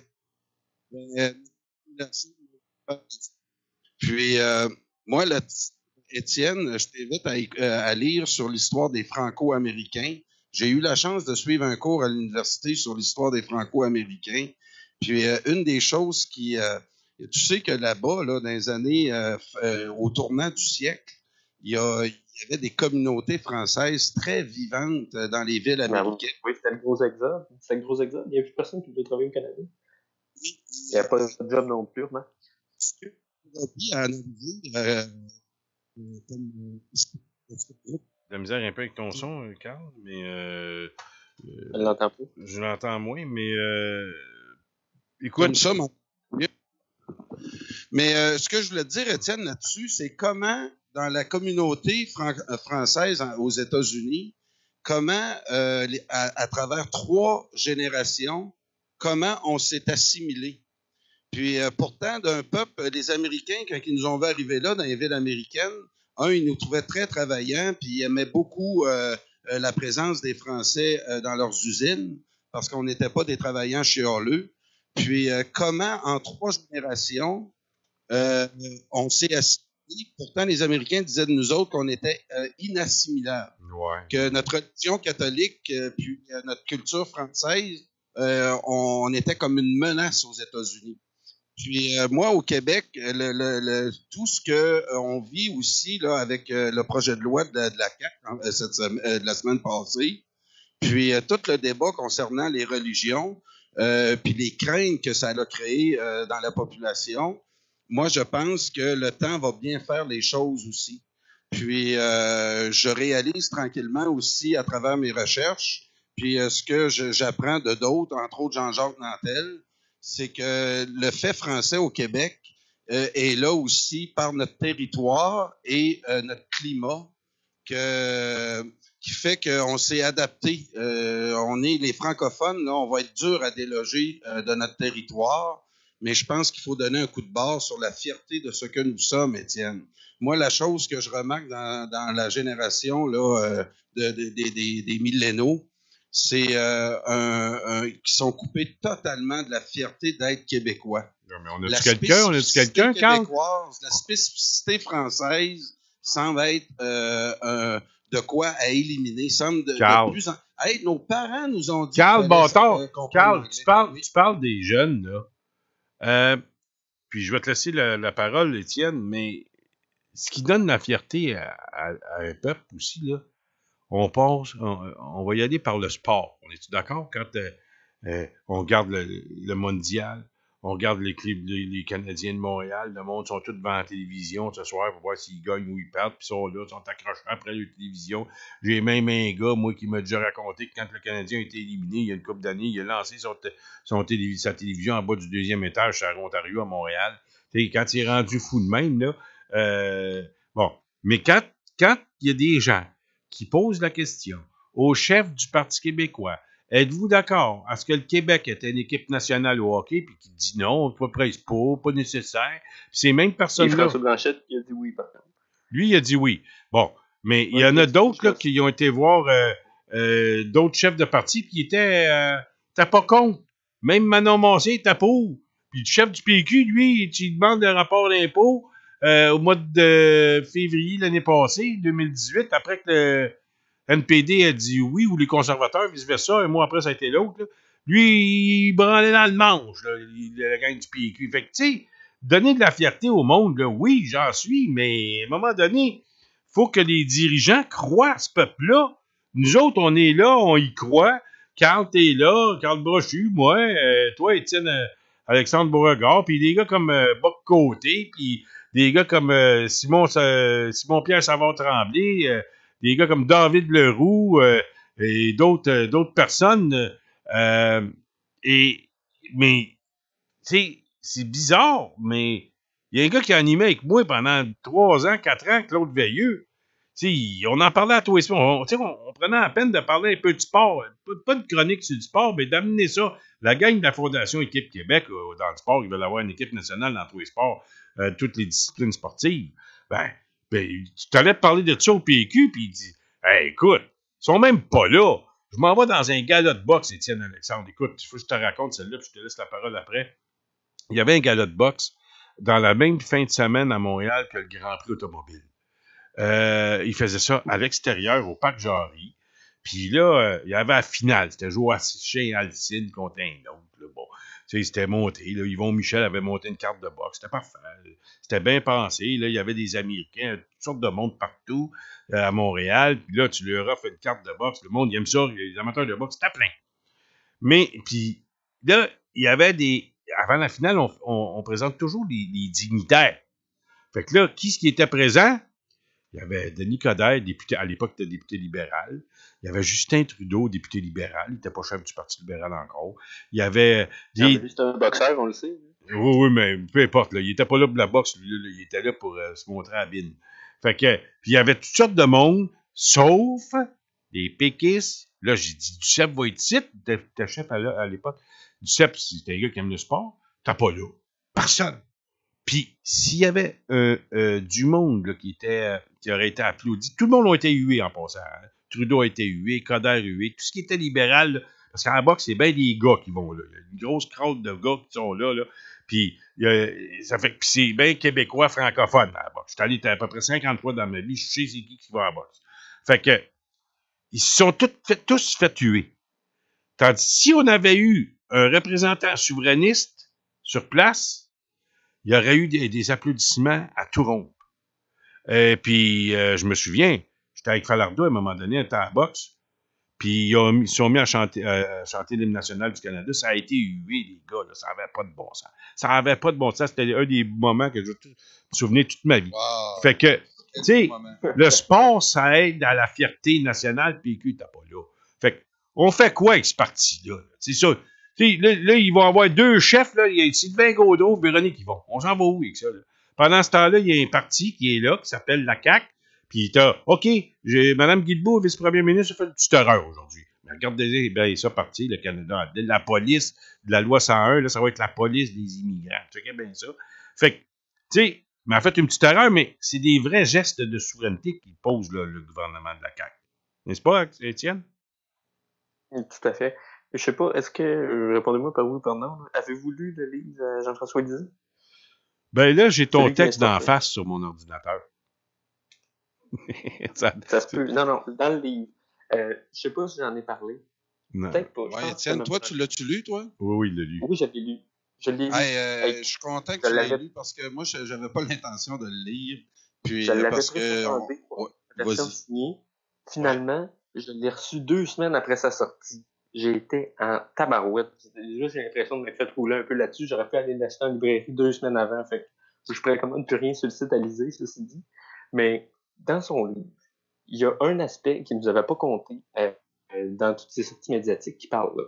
Okay? Il dit, à l'automne 2017, quand le PQ traînait de la pape, qui était en avant dans les sondages, le constitutionnaliste Frédéric Bastien, qu'on connaît, qui a écrit le livre La bataille de Londres sur le rapatriement de 82, arrive à liser.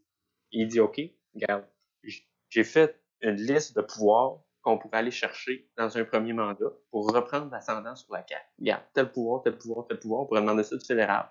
Sur un geste de souveraineté, on pourrait regagner des pouvoirs, c'est une fierté aux Québécois, etc. Ils ont fait des sondages. Ça disait une majorité qui est en accord parce que ça se fasse, un rapatriement de pouvoir, c'est connu. Puis t'as une majorité qui est d'accord pour que le Parti québécois le fasse. Mais là, l'Élysée dit, on a passé ça au caucus, puis à l'exécutif national, puis on dit, ah ben non, ça ruinerait notre projet de souveraineté par après, puis ça servirait à rien parce qu'on serait souverain dans 4 ans. Là, sérieux, les gestes de souveraineté qu'on parlait, là, tu peux pas tout mettre sur pause parce que ton référendum va gagner dans 4 ans puis qu'il n'est pas dans le même mandat. Ça, je pense que tu as raison, François. C'est une erreur fondamentale du PQ de ne pas être capable d'avancer tant qu'ils ne sont pas rendus au moment du référendum. Surtout quand tu le repousses, tu auras un mandat où je n'aurais rien, ça serait fait. Ben, écoute, ils sont sur leur slogan, là, sur le chemin des victoires. Puis là, ils arrivent avec un nouveau slogan. Puis un nouveau... Tu sais, là, t'expliquer une affaire, Étienne Alexandre. Excuse, je veux pas faire mon paternaliste quand je vais t'expliquer. Excuse-moi, je vais me reprendre. J'ai remarqué, Étienne et Carl, depuis un maudit bon bout de temps, écoutez bien les 2 spectacles qu'il y a à la Saint-Jean-Baptiste, un aux Plaines d'Abraham, puis un à Montréal. À chaque spectacle, il y a le mot patriotique. OK? Et là, on arrive, là, puis on fait toujours des beaux textes, là, avec de la musique en arrière, puis on monte ça en crescendo, puis ça finit dans l'apothéose. Ça, c'est quelqu'un qui écrit des textes, là, style Hélène Pedneau, puis des gens, des poètes, là, puis des gens qui maîtrisent bien la langue, puis c'est des gens qui sont bons, tu sais. Mais, écoute, des slogans, puis des belles paroles, là, ça s'envole. Ce qui reste, c'est les gestes. Il y a un geste qui a été fait par Duplessis de créer un rapport d'impôt, puis ça, c'est un geste de souveraineté. Si tu me dis que dans son livre, Lisée dit ça, puis que les députés disent, ben, on le fait pas parce que ça va... C'est un peu comme la loi 101, hein, la loi 101. Oui, exactement. C'est ça que tu veux dire, Étienne Alexandre, c'est bien ça? Oui, c'est dans la même optique. Ils ont dit, de toute façon, on serait souverain dans 4 ans, fait que pourquoi qu'on perdrait notre temps à rapatrier des pouvoirs? Ouais, mais moi, je pensais plus que c'était dans l'optique que faut pas... Ça va nuire, ouais. Faut pas trop demander des pouvoirs parce que les Québécois vont se sentir rassurés puis ils en voudront plus de la souveraineté par après. Ah, mais les deux vont de pair. Les deux vont de pair. Ben, tu vois que c'est un manque de vision. Parce que là, actuellement, entre toi et moi, là, puis entre toi et moi, Étienne Alexandre, puis entre toi et moi, Carl, là, puis tous ceux qui nous écoutent ce soir, là, on sait très bien que la liberté, OK, au-delà des signatures de contrats, puis tout ça, de traités, etc., la liberté en premier, c'est l'argent. Quand t'as pas d'argent, t'es pas libre. On dira bien ce qu'on voudra, là, mais quand t'as pas une maudite scène dans les poches, t'es pas libre. Si t'as pas une scène dans les poches, tu peux pas aller manger au restaurant. Puis si t'as pas une scène dans les poches, tu peux pas rien faire. Tandis que là, Legault a compris ça, lui. Le rapport d'impôt unique, que je pense le Bloc appuie aussi, hein, on le sait. Oh. Ben, il a compris ça, puis il veut se battre là-dessus. Lui, je pense qu'il veut pogner le dossier de la laïcité, régler ça, puis après ça, embarquer sur un autre dossier, l'impôt unique, le rapport d'impôt unique. Ça fait son chemin, on dirait. Mais il en fait, je ne sais pas s'il va en faire un cheval de bataille, mais il a compris que le rapport d'impôt unique, c'est important parce que si tu contrôles ton argent, c'est toi qui contrôles l'agenda après. C'est pour ça que les libéraux ne veulent pas. Là, puis là, je pense que la NPD a reculé, puis les conservateurs vont reculer aussi. Ils vont tous reculer là-dedans. Mais Legault, s'il a parlé du rapport d'impôt unique, ben, j'en ai parlé, là, j'ai appelé le PQ, moi j'ai appelé en haut, PQ, là, puis j'ai mes entrées là, puis je pense que il y en a d'autres. Je pense que toi, Étienne Alexandre, tu commences à avoir un peu tes entrées, puis Carl aussi. Ben, tu sais, écoute, ils comprennent pas. Si je te dis, ils comprennent pas. Quand Mathieu... Écoute, je vais t'en raconter un autre. Excuse-moi, là, Étienne Alexandre, mais il faut comprendre tout l'aspect du Parti québécois. Mathieu Bock-Côté avait animé une émission, c'est La vie des idées, que tu connais bien, n'est-ce pas, Étienne Alexandre? Oui, je suis passé, certain. Le dernier épisode, c'était moi. Le dernier? Oui, c'est le dernier. C'est le dernier. Parce qu'après ça, il a passé à Cube Radio. Oui, c'est ça. Bon, tu connais bien cette émission, La vie des idées. Il reçoit, Mathieu Bock-Côté, Jean-François Lisée. Et tu connais le fonctionnement de cette émission. Il y a une première demi-heure, on parle de littérature, et après, on parle de politique. N'est-ce pas? C'est un peu ça qu'il a fait avec toi, Mathieu Bock-Côté, ou je sais pas. Mais on a fait un sujet. Là, tu parles-tu de la fausse qu'il a reçue le mois passé ou bien avant? Oh, bien avant. Ça doit faire une couple d'années. OK. Parce que là, c'est les idées mènent le monde. Je n'étais pas sûr que c'était mélangé. Non, la vie des idées. Je parle de la vie des idées. Oui, la fois quand je passe, j'avais juste... le sujet, c'était le système d'éducation. On a parlé du système d'éducation pendant 1 heure. Mais oui. C'est ça qu'ils font d'habitude. Et là, il faisait ça. Tu sais, les lectures. Puis là, les grands Québec... Tu sais, on parle de ces lectures réalisées. Puis après ça, il amenait sur le terrain de l'actualité. Et là, dans ses lectures, il avait dit, bon, puis là, Mathieu demande à Lisée, quelles sont vos références, là, vos mentors comme politiciens. Là, il nomme René Lévesque, Lucien Bouchard, Jacques Parizeau. Comme grand, il nomme, je pense, c'est qui ont été pour vous les plus grands premiers ministres du Québec. Il nomme Lévesque, Bouchard, Parizeau. Là, Mathieu arrive et lui demande, et Honoré Mercier là-dedans? Lisée dit, je le connais pas. Ah, il savait pas c'était qui. Je sais pas c'est qui. Tu te souviens de ça? Oui, je sais, j'en ai entendu parler beaucoup. Ben là, ce que tu veux, je te dis. Quand t'es... Tu sais, étais-tu au courant que l'oncle ou le grand-oncle de François Legault, c'était Lionel Groux? Oui, puis il a marié ses parents. Ça fait que... Je sais pas, là, moi, si... François Legault sait qui est... Il doit le savoir quelque part. Quand tu pitonnes sur Wikipédia, François Legault, c'est marqué, là, en haut du texte. C'est écrit dans son livre « Cap sur un Québec gagnant », un livre qui est d'ailleurs très poche, mais qui commence par une espèce de petite biographie de François Legault, puis il en parle. Ah, ben, tu vois. Allez. Donc, pour moi, est-ce que pour toi, là, Étienne, là, est-ce que ça veut dire quelque chose? Est-ce que ça t'allume quelque part pour François Legault? Ce qu'il fait? Ben, oui, je pense qu'il a raison sur toute la ligne. Est-ce que ça a rapport un peu avec Lionel Groux, sais-tu? Est-ce que tu fais une référence? Oui, je pense pas, là. C'est pas un grand penseur du nationalisme, François Legault, hein. Mais c'est pas un grand penseur en général, malgré ses qualités. Mais c'est un homme plus d'action, pragmatique. Mais sur le rapport d'impôt unique, tu as complètement raison. T'en parlais tantôt. Si le Québec contrôle tous ses impôts puis qu'il passe tout par Revenu Québec avant de se rendre à l'Agence du revenu du Canada, ça veut dire que, mettons que la Cour suprême vient contester la loi sur la laïcité puis qu'ils ont gain de cause puis qu'ils disent à cette heure, il faut que vous abandonniez ça. En théorie, le gouvernement du Québec peut juste dire « Ah, OK, ben vous ne recevrez pas d'impôts du Québec l'année prochaine. On va tous les garder dans nos coffres. Puis jusqu'à ce que vous arrêtiez ça, ben ça va continuer de même. » Puis c'est pour ça que Trudeau en veut pas. Ouais. Parce que si tout l'argent des Québécois passe par le Québec avant d'aller à Ottawa, le gouvernement du Québec a un rapport de force là, incroyable, comme aucune autre province dans la Fédération. Exactement. Et je pense que le gouvernement du Québec... Moi, je suis pas un économiste. Puis je pense que tu n'es pas un économiste, Étienne Alexandre, puis toi non plus, Carl. Mais j'ai une piste. Peut-être que c'est faisable, peut-être que c'est pas faisable, mais moi, je donne l'idée. Puis, tu sais, quand on donne les idées, peut-être qu'ils passent pas nos idées, mais peut-être qu'il monnaie, ça fait du chemin. Si le gouvernement du Québec, qui actuellement a à son emploi environ 500 000 fonctionnaires, et qui retenait l'impôt de tous ses fonctionnaires, l'impôt fédéral, je parle, puis qui envoie cette partie d'impôt-là à Revenu Québec, ben déjà là, tu viens d'en prendre 500 000. Tu te dis, bon, ben là, c'est moi qui paye l'impôt fédéral à mes employés, je l'envoie pas à Ottawa. Fini là. Fait que là, tu viens d'avoir un rapport de force de 1,5 million de personnes.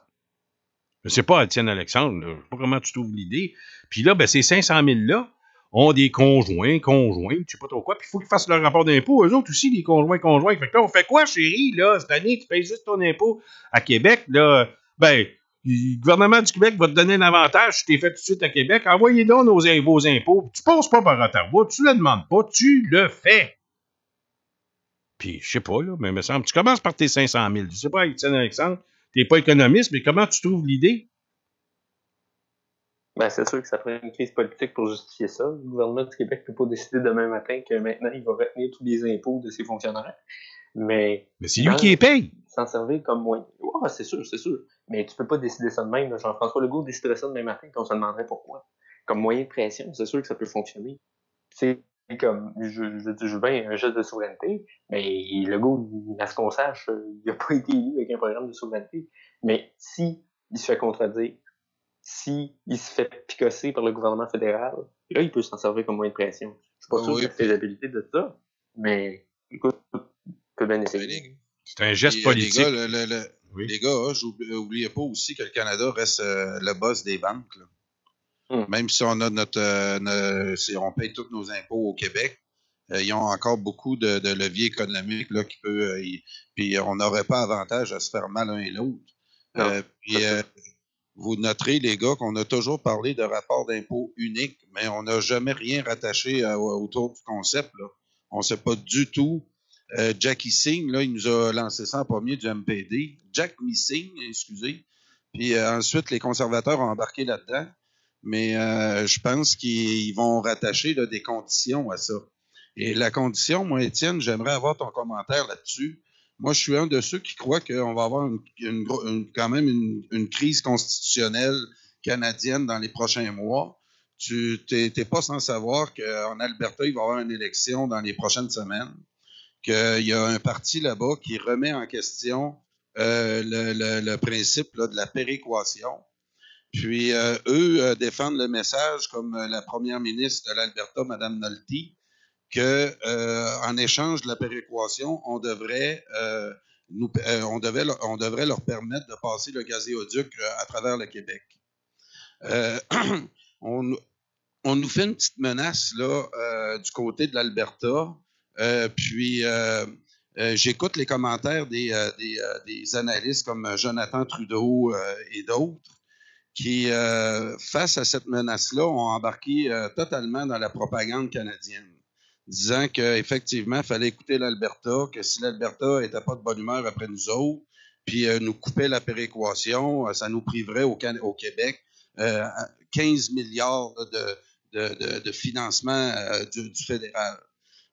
On a joué tout de suite cette carte-là. Et moi, je suis un monsieur, là, monsieur Nantel, qui nous parle de géopolitique. Puis moi, je suis plus de l'option, puis je pense que M. Legault risque d'aller jouer de ce côté-là. On devrait charger des droits de passage. Moi, je veux t'expliquer, prendre vraiment 30 secondes pour te l'expliquer. Là. On choisit soit la péréquation et une quantité de pétrole qui va passer sur le territoire qu'on n'aura jamais le contrôle, ou on décide de dire, regardez-les, votre péréquation, l'Alberta, c'est correct. Puis, on va passer votre gazéoduc à travers le Québec, mais avec des droits de passage. Moi, j'adore ce concept-là. Selon les chiffres, il passerait environ 1 500 000 barils par jour sur le territoire québécois, essentiellement par train. Puis, si on fait le calcul, comme il se passe un peu partout ailleurs, passer un gazéoduc à travers un territoire, à travers un pays étranger, ça coûte très cher à ceux qui veulent le faire. Et l'Alberta découvrirait rapidement que sa menace de nous couper la péréquation risque de leur coûter très cher. En tout cas, s'ils gardent l'idée de vouloir passer un gazéoduc au Québec. Puis de voir un gars comme Maxime Bernier, le Parti conservateur, qui semble vouloir s'en aller vers cette ligne-là, qu'on va utiliser les lois canadiennes pour nous imposer le gazéoduc. Moi, je trouve que ce que M. Legault a fait avant les fêtes, de parler de pétrole sale, d'aller tétiller là, le Canada pétrolier qui contrôle ce pays-là maintenant, moi, je trouve que c'est un affrontement là, qui risque de donner des points très rapidement et qui peut nous lancer dans une crise constitutionnelle qui peut nous mener à notre indépendance. J'aimerais avoir ton avis là-dessus, Étienne. Ben, il y a beaucoup d'éléments là-dedans. Oui, là, je t'ai parlé de droit de passage. Oui, je sais. Ben, premièrement, c'est pas Jason Kenney qui décide si la péréquation est payée ou pas. Là. C'est le fédéral qui régit ça. Par contre, une affaire par rapport à la péréquation, je pense qu'il ne faut pas la fétichiser non plus. J'ai écrit un texte là-dessus dans le Off-Post qui s'appelait « Pour en finir avec la péréquation », qui a été partagé une centaine de fois sur Facebook d'ailleurs, qui disait justement que la péréquation, là, c'est au mieux une rétribution pour les 50 milliards qu'on paye au fédéral qui sont utilisés pour investir à Halifax, pour les pêcheries à Terre-Neuve, etc., puis qu'on ne voit pas une scène de cet argent. Donc, il ne faut pas le fétichiser. Moi, là, j'aimerais bien mieux un transfert de points d'impôt, puis tu m'arrêtes ta péréquation. Comme ça, l'Alberta se fermerait, nous autres, on aurait plus d'argent pour gérer nos problèmes. Parce que, c'est ça, tout le problème du déséquilibre fiscal, là, parce que c'est Ottawa qui est moyen, mais c'est Québec qui est dépense.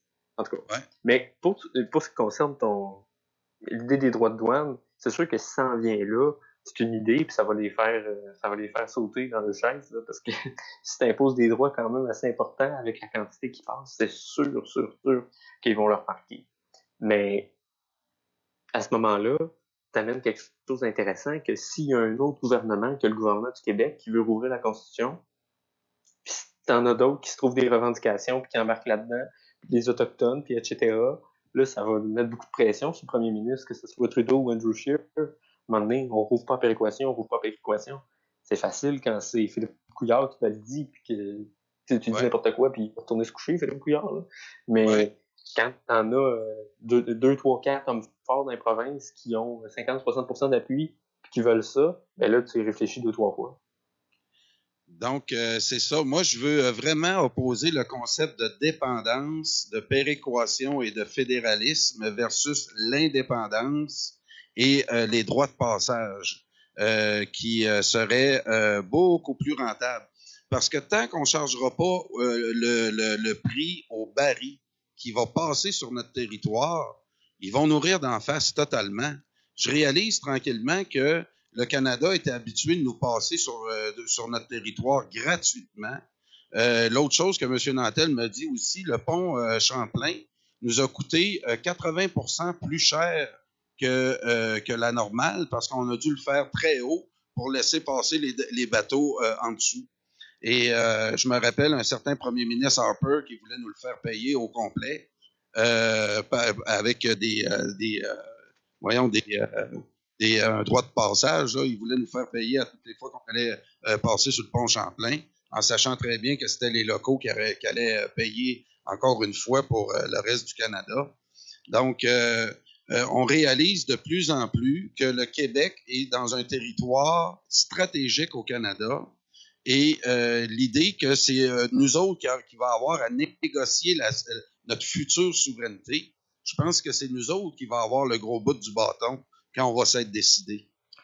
Juste pour commenter, parce qu'il reste 6-7 minutes et j'aimerais vous emmener sur un autre thème, un autre sujet. Étienne, veux-tu prendre peut-être 30 secondes pour répondre à Carl? Parce que je vais vous amener sur les deux dames qui se sont faites mettre à la porte du Parti libéral du Canada aujourd'hui. Donc, Étienne, 30 secondes sur ce que Carl vient de dire. Oh, ouais, 30 secondes, t'as chrono, là, je m'en montre, je regarde. Mais oui, c'est sûr que Carl a raison. Du moment que le Québec est un pays puis qui contrôle le Saint-Laurent, c'est un atout qui est fantastique, on y pense pas, mais tous les revenus qui viennent de là, parce qu'actuellement, le Saint-Laurent, c'est fédéral, hein, mais dans le cas de souveraineté, c'est sûr que ça reste pas fédéral, c'est sur le territoire du Québec. Fait que là, tous les bateaux qui passent là, tout ce que le Canada passe là, ça veut dire que c'est nous qui décidons qu'est-ce qui passe là. Puis aussi, ça marche pour les oléoducs, ça marche pour les gazoducs. Fait que oui, le territoire est stratégique. Puis je cherche pas pourquoi ils ont investi tellement dans la propagande pour garder le Québec dans le Canada. C'est pas parce qu'ils aiment les francophones, on le sait. C'est parce qu'il y a de l'argent à faire là. Et puis Étienne, M. Nantel me fait réaliser aussi que c'est seulement le Québec qui a les deux rives sur le Saint-Laurent. L'Ontario n'a pas deux rives. L'autre bord des États-Unis. Oui, t'as raison, c'est les États, ouais. C'est là aussi que quand ils nous disent là, hey, il va falloir vous payer la dette du Canada, je dis d'accord, comment vous voulez qu'on paye? On va juste vous charger plus cher pour passer, c'est tout. Puis l'autre chose que M. Nantel me dit aussi, les Américains, on peut les laisser passer gratuits parce que c'est eux autres les vrais boss en Amérique. Si le Canada anglais veut se mettre à jouer au chantage économique lors d'un prochain, puis il faut l'expliquer ça à la population, que c'est nous autres qui avons le gros bout du bâton. Oui, c'est des sujets qui sont à approfondir, et bien sûr, parce que on sait que le fleuve Saint-Laurent est souvent négligé dans notre argumentaire, et c'est une pièce maîtresse, parce que je pense qu'on est un endroit stratégique en Amérique du Nord au niveau économique par rapport justement au fleuve Saint-Laurent. Mais puis je pense que Jean-Jacques Nantel a des bons points, des bonnes remarques à ce niveau-là. Puis il devrait être un petit peu plus, en tout cas, entendu. Enfin. Jody Wilson-Raybould et Jane Philpott expulsés du caucus libéral. Étienne Alexandre. Carl, j'aimerais vous entendre. Est-ce que Trudeau a pris trop de temps? Est-ce que les dommages sont faits? On en est rendu où? Les conservateurs, d'après certains sondages, seraient dans un terrain majoritaire. Étienne, comment est-ce que tu vois tout ça là, dans toute cette saga? Est-ce que la saga SNC-Lavalin est terminée pour autant? Je ne sais pas comment tu vois ça. Ben, Philpott et Wilson-Raybould, c'est sûr que c'est des putschistes. Là, ils l'ont décrit dans la face depuis le début. C'est un vaudeville, cette histoire-là. On l'a vu, ça change à tous les semaines. On apprend des nouvelles affaires.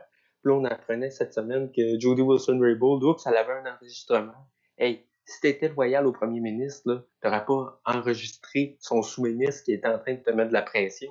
C'est pas de même que ça se passe. Quand t'enregistres quelqu'un, c'est parce que t'as une idée derrière la tête. Puis pour moi, ces deux-là, je sais pas qu'est-ce que Trudeau leur a fait, mais ils veulent sa tête. Puis, rendu là, pourquoi? Parce que, honnêtement, moi, si j'étais à leur place, là, j'aurais pas scrappé le cheval gagnant. Parce que Trudeau, on a beau l'haïr pour des raisons très, très, très valides, c'est lui qui a ramené le Parti libéral de parmi les morts, là.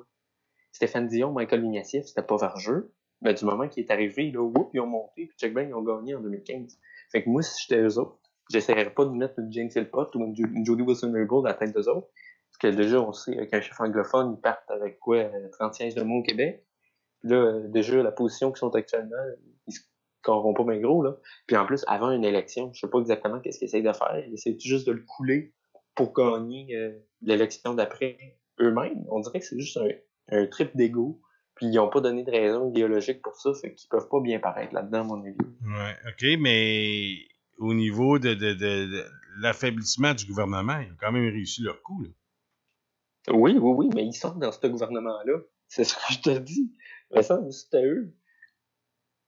Ouais, mais... Tu sais, c'est dans que... un gouvernement, tu veux pas le tuer. Ouais, mais avant de sortir, là, Étienne, Jody Wilson-Raybould a sorti avant Jane Philpott, elle, l'autre a suivi par la suite. Là. Ça a l'air qu'ils sont bien amis, ces deux-là, mais il était populaire. Il était pas mal populaire, Trudeau, avant ça. Et il était imbattable. Puis c'est depuis cette affaire-là qu'il a planté. Tout à fait. Ça fait que c'est un putsch, c'est ça que je te disais. C'est un putsch, mais est-ce qu'elle a réussi? Puis là, l'élection, c'est quoi, dans 6 mois, 6 mois? Est-ce qu'elle a réussi son coup en faisant en sorte que Trudeau ne se fera pas réélire? Ou en tout cas, écoute, ça va pas bien, son affaire, là. Les gars, j'ai besoin d'un détail. Philpott, elle vient de où? Je sais pas. Son comté, c'est où? En Ontario. OK, c'est une Ontarienne puis une Colombienne. Là. Je pensais qu'ils venaient du même coin. Puis c'est-tu deux Autochtones? Non, Philpott n'est pas autochtone, c'est une docteur, mais pas autochtone. OK. Continuez, excusez-moi. Donc, est-ce que le travail de bras qu'ils ont fait là, à Justin Trudeau, ça lui a fait tellement mal qu'il risque de perdre les prochaines élections? Est-ce que tu vois est-ce que tu penses que Trudeau peut remonter à la pente, toi, Étienne Alexandre? Ben, c'est sûr que quand tu regardes maintenant, les libéraux sont comme 10 points dans les sondages en arrière des libéraux, en arrière des conservateurs, dépendamment des sondages que tu regardes. C'est sûr que ça fait mal. Par contre, est-ce qu'ils sont capables de s'en remettre dans 6 mois? Écoute, c'est possible.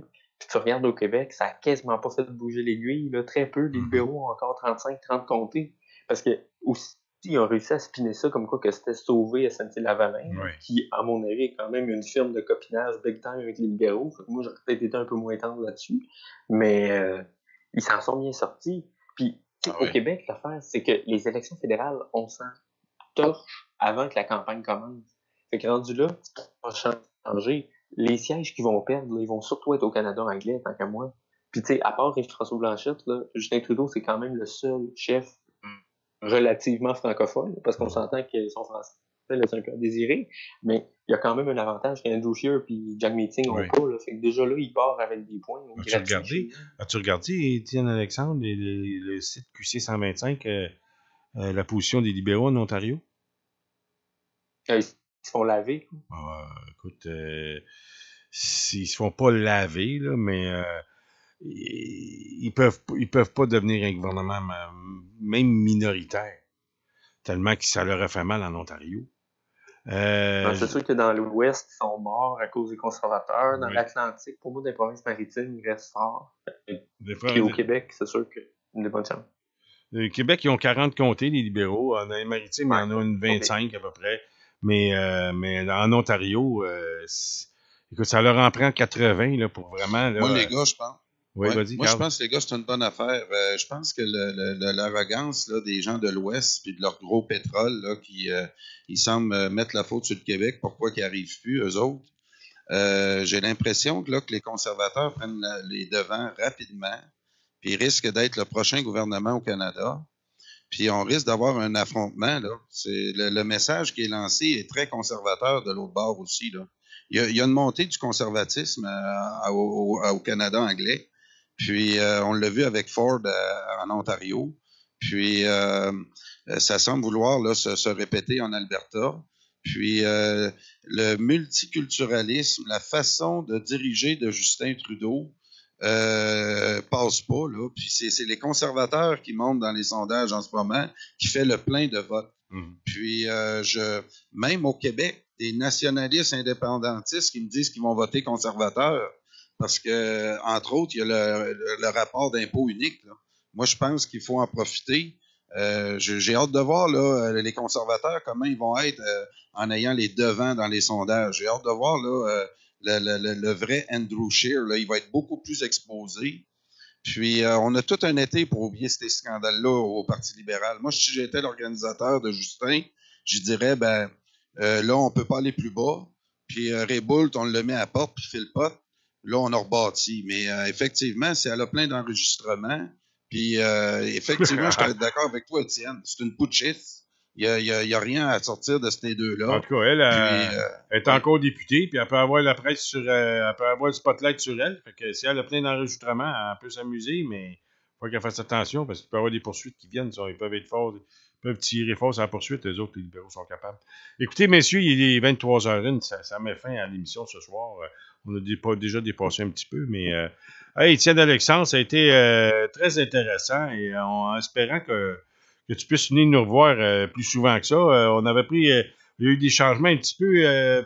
comment il s'appelle? Antoine Boucher-Paquette. Il y a eu des changements dans son emploi, etc. Fait qu'il est obligé d'abandonner un petit bout de temps. Je sais pas, juste espérant qu'il revienne bientôt. Et puis, regarde, si on peut recommencer l'expérience le plus souvent possible, nous, ça va nous faire bien plaisir parce que t'es toujours des bons petits, des bonnes réflexions. Puis, ça va à peine. Là, tu as commencé à me travailler un peu sur l'environnement ce soir, mais je démords pas de mon opinion. Dans un mois, tu vas devenir Stephen Guilbeault. Il va se présenter dans Hochelaga, lui, je pense, pour les libéraux. Oui, non, moi, je démords pas du plastique. Le plastique, je trouve que c'est là où on peut avoir notre mot à dire, où on peut le plus d'influence en tant que consommateur. Là, ben beau, là. Je pense que le Québec a fait sa part en maudit en hydroélectricité. Hein, en tout cas, ceci étant dit, on va avoir la chance de s'en parler. Merci, mon cher Étienne Alexandre. Étienne, j'ai adoré l'émission, moi aussi. Puis, moi, j'aime beaucoup exploiter le savoir de mes étudiants. Puis, dans ton cas, Étienne, j'ai bien hâte de te reparler en ondes parce qu'on va exploiter tout ton savoir. Oui, parce que... Parfait, tu peux me lire sur mon blog aussi, une fois par semaine, eabeauregard.com, une fois par semaine au HuffPost Québec. Là, je fais ma pub maintenant, j'en profite. Ah, tu fais bien, fais bien. Vas-y. Vas-y fort. C'est ça, j'ai dit ce que j'avais à dire. Oui, mais va plus lentement, là, va plus lentement. Oui, non, j'ai un blog, eabeauregard.com, ça, c'est une fois par semaine. Puis, le HuffPost Québec, le journal qu'on connaît, dans la section des blogs, une fois par semaine aussi. OK, t'es là, puis tu réponds en... C'est quoi un blog exactement? Non, c'est un blog, t'écris comme une chronique, là. OK. Bon, j'ai dû te lire déjà souvent, là, parce que...